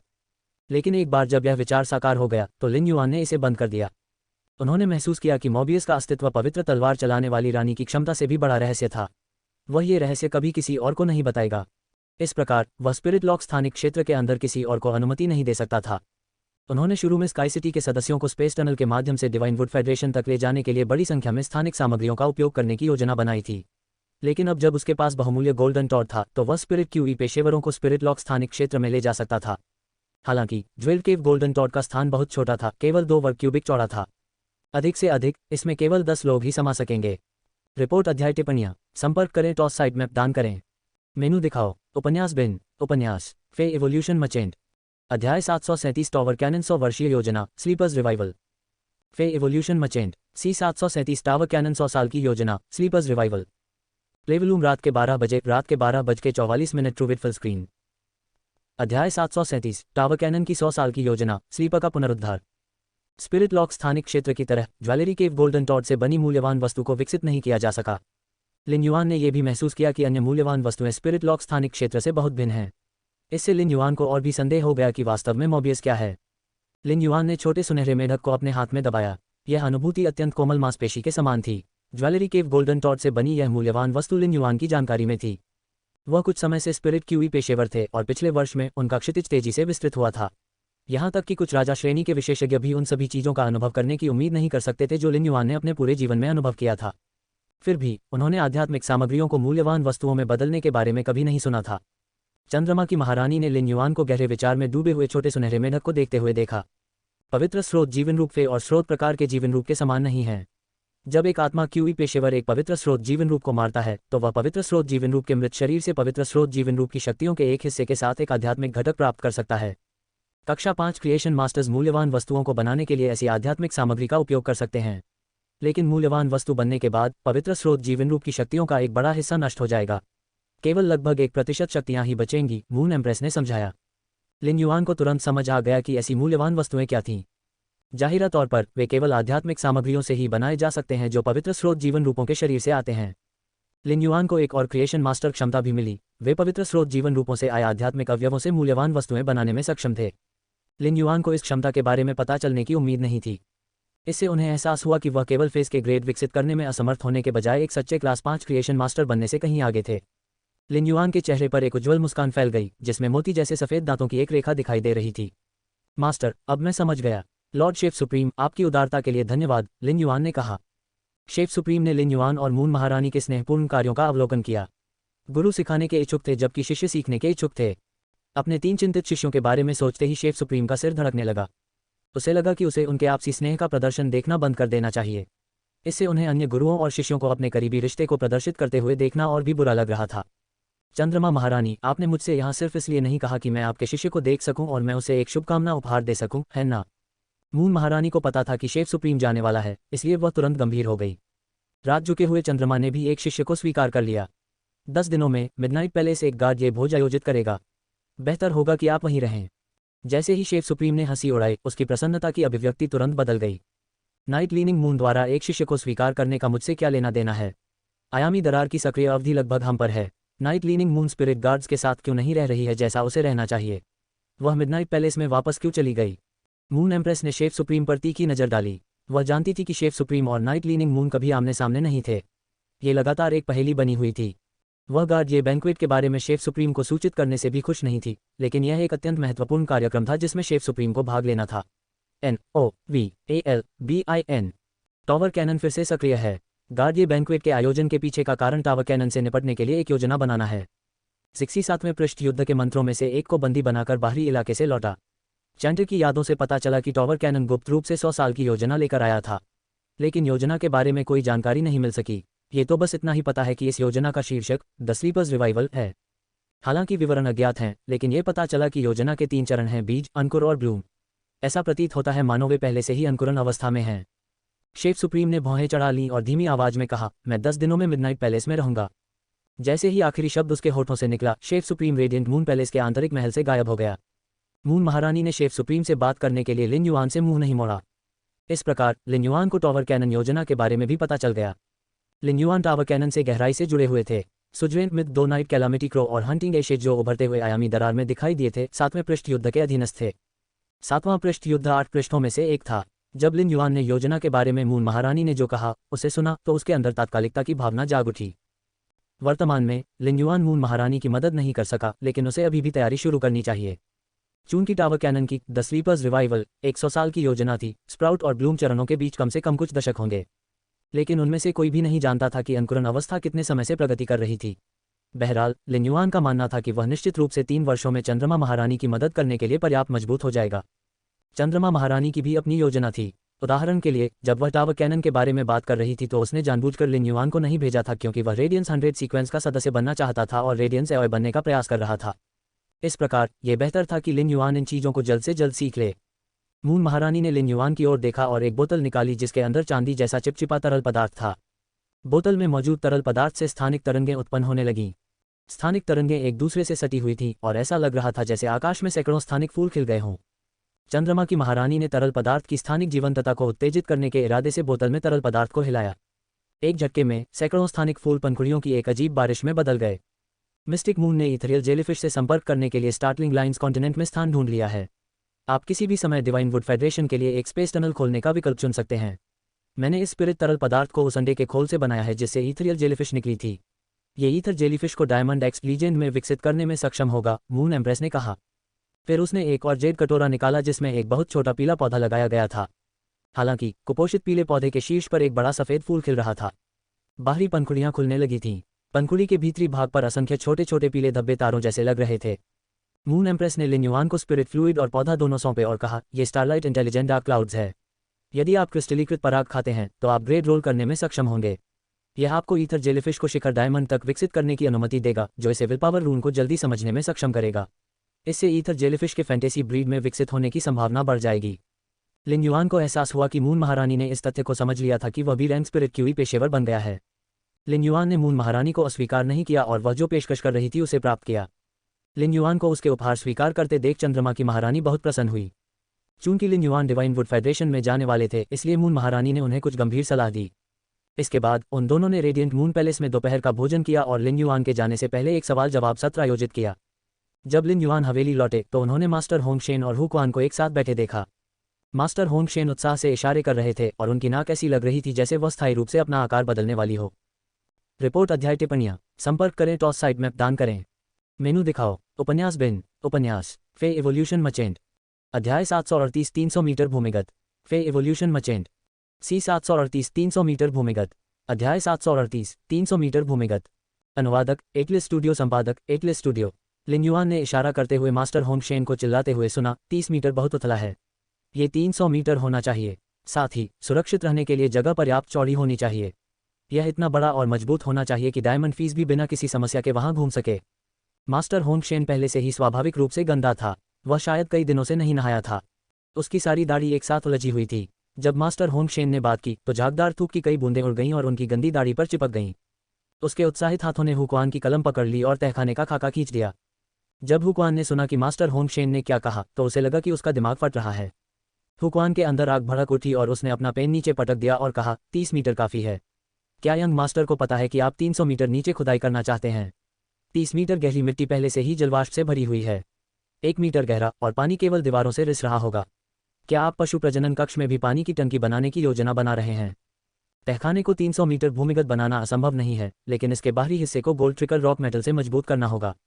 हो सकता है कि आप स्पिरिट क्राफ्ट्समैन न हो, लेकिन क्लास 4 क्रिएशन मास्टर के रूप में आपको पता होना चाहिए कि गोल्ड ट्रिकल रॉक मेटल की कीमत कितनी है। यदि बेसमेंट को बाढ़ से बचाने के लिए ट्रिकल रॉक मेटल का उपयोग नहीं किया जाता है तो किसी भी डायमंड फी को अंदर घूमने देने का कोई मतलब नहीं है। यहाँ तक कि सोने की पृथ्वी जैसी तात्विक क्षमताएं भी तहखाने को बनाए रखने में सक्षम नहीं होंगी। सौभाग्य से ऑक्सीजन की आपूर्ति एक आसान समाधान है। अधिकांश कारखाने जो ऑक्सीजन का उत्पादन कर सकते हैं बेसमेंट को पर्याप्त ऑक्सीजन प्रदान करने में सक्षम होंगे। लेकिन प्रकाश का क्या? अगर आप कुछ खिड़कियां भी लगा दे तो भी रोशनी कभी भी 200 मीटर से आगे नहीं पहुंच पाएगी। मास्टर हुक्वान कक्षा 5 के स्पिरिट क्राफ्ट्समैन थे और ब्लूप्रिंट तैयार करना उनके काम का हिस्सा था। इस दृष्टि से उन्हें अपनी कुशलता पर गर्व भी था। जब हुक्वान चित्र बनाने का प्रयास कर रहा होता था तो उसे हमेशा बाहरी लोगों द्वारा उसके डिज़ाइन पर इशारा करने और कुछ लिखने से नफरत थी। जब हुक्वान और लिन युआन जलमगन बार ड्रैगन झील पर चर्चा कर रहे थे तो हुक्वान को लिन युआन की राय ताज़ा लगी। उन्होंने डिज़ाइन को एक नया जीवन भी दिया था। इसके अलावा जब हुक्वान लिन युआन के साथ जलमगन बार ड्रैगन झील के निर्माण पर चर्चा कर रहा था तो उसके सुझावों के साथ हमेशा बड़ी संख्या में संसाधनों का प्रावधान भी शामिल था। यह इतना अधिक था कि हुक्वान को संसाधनों के उपयोग की सावधानीपूर्वक गणना करने की आवश्यकता नहीं होगी जो डिज़ाइन की सुंदरता को प्रभावित कर सकता था। इसलिए हुक्वान लिन युआन के साथ हवेली के निर्माण पर चर्चा करने के लिए तैयार था। हालांकि हुक्वान को मास्टर होंगशेन द्वारा कही गई हर बात अवास्तविक और अनुचित लगी। यदि मास्टर होंगशेन ने यह दावा नहीं किया होता कि लिन युआन ने डिज़ाइन को मंजूरी दे दी है तो हुक्वान वहां बैठकर मास्टर होंगशेन को अपना डिज़ाइन चुनने की अनुमति नहीं देता। जब मास्टर होंगशेन ने हुक्वान का खंडन सुना तो उन्होंने गुस्से का स्वर नहीं उठाया। जब मैंने बेसमेंट की रोशनी की समस्या के बारे में यंग मास्टर से बात की तो उन्होंने कहा कि वह इसे हल करने में सक्षम होंगे, मास्टर होंगशेन ने लापरवाही से कहा। हुक्वान को लगा कि मास्टर होंगशेन के साथ तहखाने के बारे में बात करने से उन्हें कहीं नहीं मिलेगा। वह खड़ा हुआ और बोला, जब यंग मास्टर लौटेगा तो मैं उससे सीधे बेसमेंट के निर्माण के बारे में पूछूंगा। तभी हुक्वान ने लिन युआन को अंदर आते देखा। हुक्वान ने तुरंत कहा, लिन युआन, तुम वापस आ गए। बेसमेंट के लिए आपकी क्या योजनाएं हैं? मास्टर होंगशेन लिन युआन को देखने के लिए मुड़े। उसकी आंखें चमक उठी और उसने कहा, युवा मास्टर, मैंने जंगल खरीदा है। मैंने देखा कि वहाँ की मिट्टी बहुत उपजाऊ है। मैंने टनलिंग केंचुओं का एक घोंसला भी खोजा। यदि सुरंग बनाने वाले केंचुओं का विशेष रूप से पालन पोषण किया जाए तो वे मिट्टी को नष्ट करने वाले केंचुओं में विकसित हो सकते हैं। जब लिन युआन ने सुना कि मास्टर होंगशेन ने क्या कहा तो उसे तुरंत पता चल गया कि मास्टर होंगशेन 300 मीटर भूमिगत बेसमेंट क्यों बनाना चाहते थे। 300 मीटर की गहराई पर पर्यावरण सुरंग बनाने वाले केंचुओं को आकर्षित करेगा और उन्हें मिट्टी को नष्ट करने वाले केंचुओं के रूप में विकसित होने में सक्षम बनाएगा। बड़ी संख्या में मिट्टी को नष्ट करने वाले केंचुओं के कारण उन्हें बहुत अधिक मात्रा में संक्षारक मिट्टी प्राप्त होगी। लिन युआन ने मास्टर होंगशेन को गोल्डन लोड्स ब्रोकेड पर्ल्स का अध्ययन करने का निर्देश दिया था। मास्टर होंगशेन और जीनियस एक ही निष्कर्ष पर पहुंचे थे। गोल्डन लोड्स ब्रोकेड पर्ल्स को बाल रैमेट्स पैदा करने के लिए बड़ी मात्रा में संक्षारक मिट्टी की आवश्यकता थी। NOVALB1N। अन्यथा उन्हें रैमेट के परिपक्व होने तक इंतजार करना होगा और तब तक गोल्डन लोड्स ब्रोकेड पल मदर प्लांट सारा पोषण सोख लेगा। परिणामस्वरूप रामेट का बच्चा मर जाएगा। लिन युआन ने मास्टर होंगशेन की ओर सिर हिलाया और कहा, आपने अच्छा किया। मैं टनलिंग केंचुओं के पालन पोषण का मामला आप पर छोड़ता हूं। इसके बाद लिन युआन ने हुक्वान से कहा, अंकल हु, बेसमेंट वास्तव में 300 मीटर गहरा होना चाहिए क्योंकि मैं वहां से स्पेस टनल तक एक सुरंग खोलूंगा जो हवेली को डिवाइन वुड फेडरेशन से जोड़ती है। सबसे पहले हुक्वान को समझ नहीं आया कि लिन युआन क्या कह रहा था। लिन युआन के लिए केवल मिट्टी को नष्ट करने वाले केंचुओं के पोषण के लिए 300 मीटर गहरा तहखाना बनाने का कोई मतलब नहीं था। मृदा क्षयकारी केंचुओं द्वारा उत्पादित संक्षारक मिट्टी का मूल्य अधिक नहीं था। भले ही बड़ी मात्रा में उत्पादन किया गया हो, ये 300 मीटर गहरे तहखाने के निर्माण की लागत के लायक नहीं होगा। लेकिन जब हुक्वान ने लिन युआन को अंतरिक्ष सुरंग का जिक्र करते हुए सुना तो उसे तुरंत लिन युआन के असली इरादे का एहसास हुआ। ऐसी रणनीति के साथ 300 मीटर गहरा बेसमेंट बनाना नितांत आवश्यक था। जब मास्टर होंगशेन ने सुना कि लिन युआन ने क्या कहा तो उनकी आंखों में सदमा आ गया। मास्टर होंगशेन को हवेली में आए अभी ज़्यादा समय नहीं हुआ था और वह हवेली में रहते भी नहीं थे। हालांकि मास्टर होंगशेन आमतौर पर बाकी लोगों के साथ बहुत अच्छे से घुल मिल गए थे, लेकिन उन्हें नहीं पता था कि हुक्वान और लिन युआन का संबंध कितना गहरा था। इस प्रकार जब उन्होंने 300 मीटर गहरे तहखाने के निर्माण के बारे में बात की तो उन्होंने यह उल्लेख नहीं किया कि लिन युआन बड़ी संख्या में गोल्डन लोड्स ब्रोकेड मोती का उत्पादन करना चाहते थे। मास्टर होंगशेन ने गोल्डन लोड्स ब्रोकेड मोतियों को संजो कर रखा था, जिसे सभी क्रिएशन मास्टर्स प्राप्त करने के लिए उत्सुक थे। इसके अलावा मिट्टी सड़ने वाले केंचुए के अतिरिक्त कारण के साथ मास्टर होंगशेन ने सोचा कि 300 मीटर गहरी खुदाई से गोल्डन लोड्स ब्रोकेड मोतियों के रहस्य को और अधिक सुरक्षित किया जा सकेगा। जब उन्होंने गोल्डन लोड्स ब्रोकेड मोतियों का पोषण करना शुरू किया तो इससे संक्षारक मिट्टी खरीदने की आवश्यकता भी समाप्त हो गई। हालांकि मास्टर होंगशेन ने कभी नहीं सोचा था कि लिन युआन एक अंतरिक्ष सुरंग खोलेंगे जो हवेली को डिवाइन वुड फेडरेशन से जोड़ती है। रिपोर्ट अध्याय टिप्पणियां संपर्क करें टॉस साइट मैप दान करें मेनू दिखाओ उपन्यास बिन उपन्यास फे इवोल्यूशन मचेंट अध्याय 739 तहखाने का निर्माण फे इवोल्यूशन मचेंट सी 739 बेसमेंट का निर्माण प्लेवलूम रात के 12 बजे रात के 12:44 ट्रू विद फुल स्क्रीन अध्याय 739 तहखाने का निर्माण। हालांकि मास्टर होंगशेन हाल ही में क्लास 4 क्रिएशन मास्टर बने थे, लेकिन उनके पास सामान्य लोगों की तुलना में कहीं अधिक अनुभव था। इसलिए उन्हें पता था कि अंतरिक्ष सुरंग एक अथाह बहुमूल्य रणनीतिक संसाधन होगी। मास्टर होंगशेन को हमेशा से पता था कि लिन युआन के पास संसाधनों का खजाना है, ये देखते हुए कि वह मिथक दोफे से आध्यात्मिक सामग्री की आपूर्ति करने में सक्षम था जो आत्मा की चोटों को ठीक कर सकता था। फिर भी कोल्ड स्नो पाइन के रेजिन के मूल्य की तुलना स्पेस टनल के रेजिन से नहीं की जा सकती। इससे मास्टर होंगशेन को और अधिक पता चल गया कि उनका उद्धारकर्ता, जिसके लिए उन्होंने अपना शेष जीवन समर्पित करने की योजना बनाई थी, कितना अमीर था। हुक्वान पानी वाले गैंडे के चमड़े के सोफे पर वापस बैठ गया। उसने कलम उठाए और लिन युआन से गंभीरता से कहा, लिन युआन, क्या अच्छा होगा कि आप इस बार भी अपनी राय दें, ठीक वैसे ही जैसे आपने जलमगन बार ड्रैगन झील के निर्माण के बारे में दी थी। मैं ब्लूप्रिंट को सावधानीपूर्वक समायोजित करने के लिए आपके सुझावों का उपयोग करूंगा।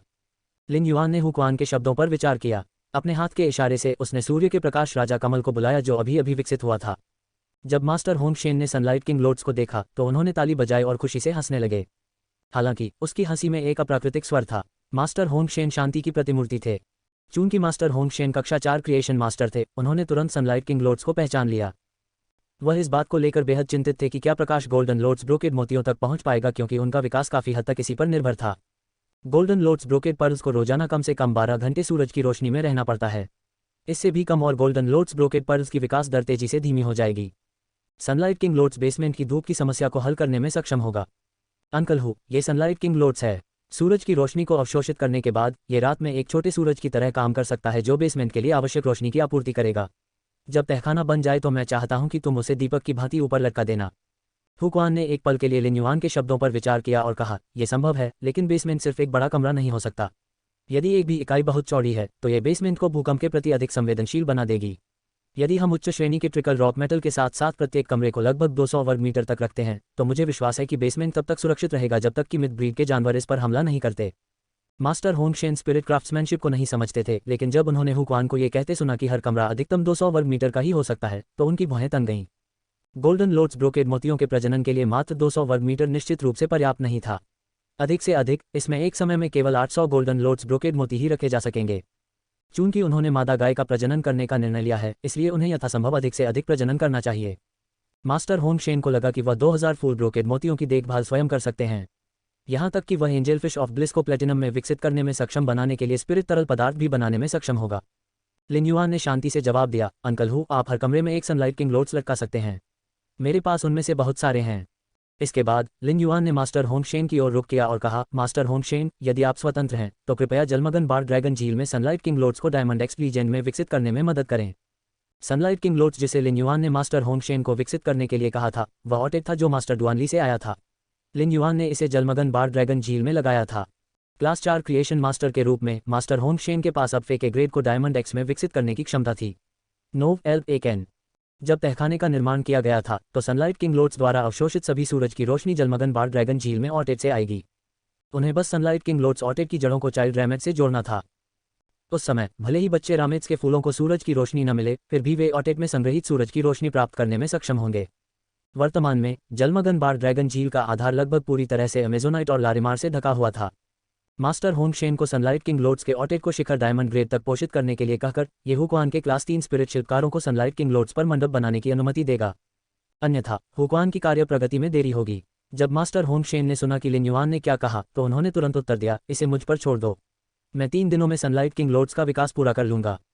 ये पहला कार्य था जो लिन युआन ने हवेली में शामिल होने के बाद उसे दिया था, इसलिए उन्हें अच्छा काम करना था। लिन युआन ने हुक्वान से कहा, तहखाने के निर्माण के बारे में मेरी ज़्यादा राय नहीं है, लेकिन मैं चाहूंगा कि कमरे यथासंभव मजबूत हों। धातु आध्यात्मिक सामग्री पर बचत करने की कोई आवश्यकता नहीं है। मुझे लगता है कि सबसे अच्छा विकल्प उसी रेडियम का उपयोग करना है जिसका उपयोग मदर ऑफ ब्लिडबाथ और एंडलेस समर के प्रशिक्षण कक्ष की दीवारों के लिए किया गया था। हुक्वान को खांसी हुई। वह पहले से ही लिन युआन के हमेशा सर्वोत्तम गुणवत्ता की ओर झुकाव के बारे में जानता था। स्पिरिट क्राफ्ट्समैन एसोसिएशन ने बड़ी मात्रा में रेडियम जमा किया। डायमंड रेडियम की कोई कमी नहीं थी, जहां कुछ कक्षा 3 भूमिगत आयामी दरारों से आए थे जबकि अधिकांश कक्षा 4 भूमिगत आयामी दरारों से आए थे।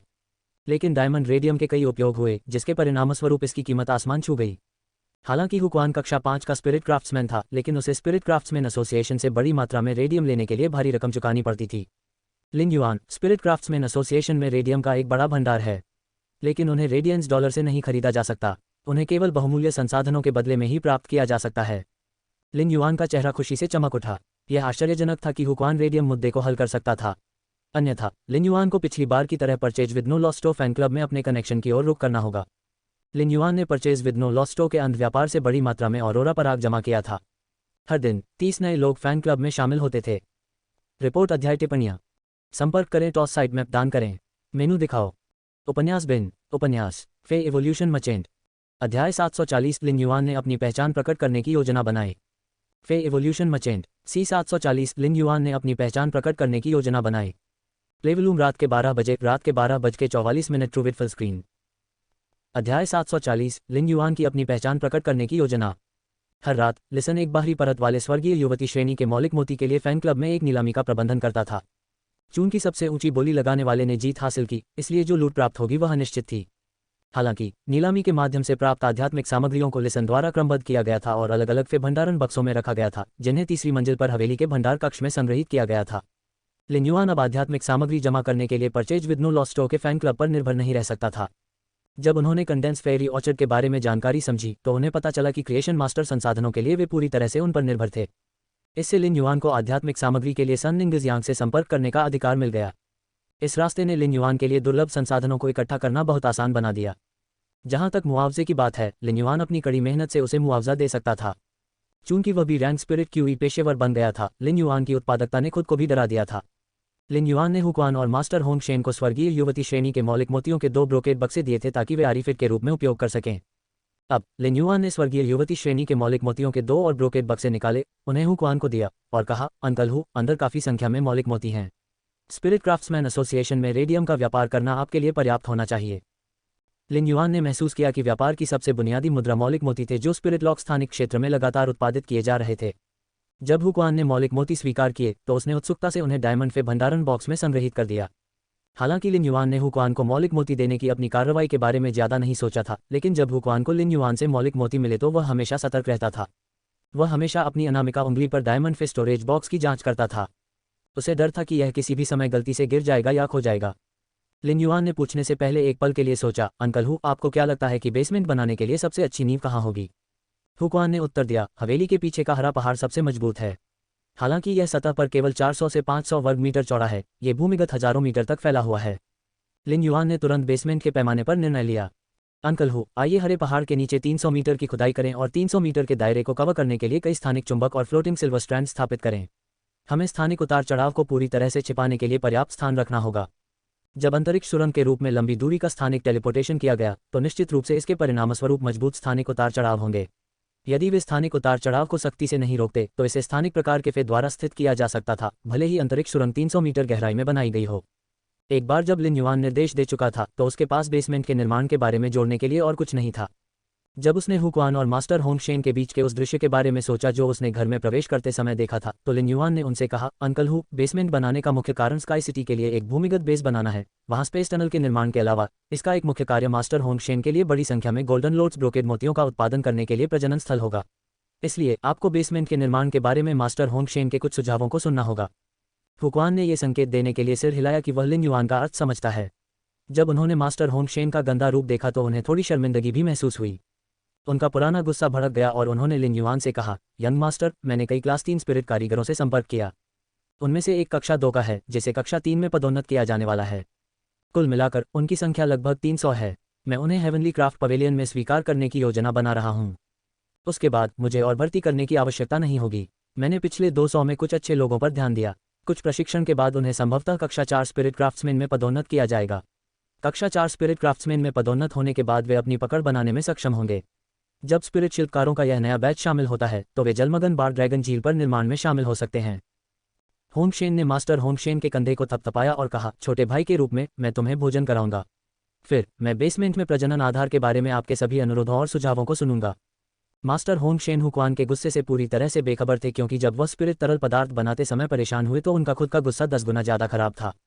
हालांकि मास्टर होंग शेन थोड़ा भ्रमित थे। उन्होंने मुस्कुराते हुए उत्तर दिया, खाने से पहले मेरे साथ घर की यात्रा पर चलें। मेरे पास आध्यात्मिक सामग्रियों से बनी शराब की कई बोतलें हैं जिन्हें मैंने खुद बनाया है। हम कुछ पी सकते हैं। लिन युआन अपने कमरे में लौटने के लिए तैयार हो गया, क्योंकि उसने हुक्वान और मास्टर होंग शेन को भाइयों की जोड़ी की तरह हवेली से बाहर निकलते देखा। तभी उसने साफ सुथरे कपड़े पहने लियू जी को सीढ़ियों से नीचे चलते हुए देखा। लियू जी को देखते ही लिन युआन को गार्ड ये बैंक्वेट की याद आ गई जिसका उल्लेख मून महारानी ने किया था। लिन युआन ने लियू जी से पूछा, बिग ब्रदर लियू, अगर 10 दिनों में आपको पहले से मिडनाइट पैलेस जाने की ज़रूरत नहीं है तो आइए गार्ड ये बैंक्वेट में एक साथ चलें। रेडिएंट मून पैलेस छोड़ने से पहले मून महारानी ने लिन युआन को 10 दिनों में शाम 6 बजे गार्ड ये बैंक्वेट में भाग लेने के लिए मिडनाइट पैलेस जाने के लिए कहा था। उसने उसके साथ जाने का इरादा कर लिया था। हालांकि उसे night cleaning moon, chef supreme, bamboo मोनाक और रेडियंस फेडरेशन के अन्य शीर्ष विशेषज्ञों को 10 स्लीपर रिवाइवल पर चर्चा करने और तैयारी करने के लिए एक दिन पहले मिडनाइट पैलेस जाने की आवश्यकता थी। भले ही मून महारानी लिन युआन को अपने साथ लाएं, लेकिन वह बैठक में भाग नहीं ले पाएंगे। लिन युआन को मिडनाइट पैलेस में एक दिन इंतजार कराने के विपरीत वह तब भी आ सकता है जब गार्ड ये बैंक्वेट वास्तव में शुरू हुआ हो। जब से मून महारानी ने लिन युआन को अपने शिष्य के रूप में स्वीकार किया था, तब से वह उसे किसी भी सार्वजनिक कार्यक्रम में अपने साथ नहीं लाई थी। अब नाइट क्लीनिंग मून की भी एक शिष्या थी। वह तुरंत दुनिया को खबर घोषित करने के लिए गार्ड ये बैंक्वेट आयोजित करना चाहती थी। इससे मून महारानी को लगा कि उसे लिन युआन को भी दिखावा करना चाहिए। हालांकि वह जानती थी कि लिन युआन अंतर्मुखी है, अन्यथा उन्होंने स्टार वेब पर अपनी combat class spirit qi professional और क्रिएशन मास्टर की पहचान को अलग नहीं किया होता। इसके अलावा उन्होंने अपनी क्रिएशन मास्टर पहचान को और अलग करने के लिए मास्क का भी इस्तेमाल किया था। इसलिए उसने लिन युआन से यह भी पूछा था कि क्या वह गार्ड ये बैंक्वेट में अपनी पहचान प्रकट करना चाहता है। लिन युआन बता सकता था कि मून महारानी वास्तव में चाहती थी कि वह अपनी पहचान उजागर करे। इस प्रकार वह उसे अस्वीकार नहीं करना चाहता था। रिपोर्ट अध्याय टिप्पणियाँ संपर्क करें टॉस साइट मैप दान करें।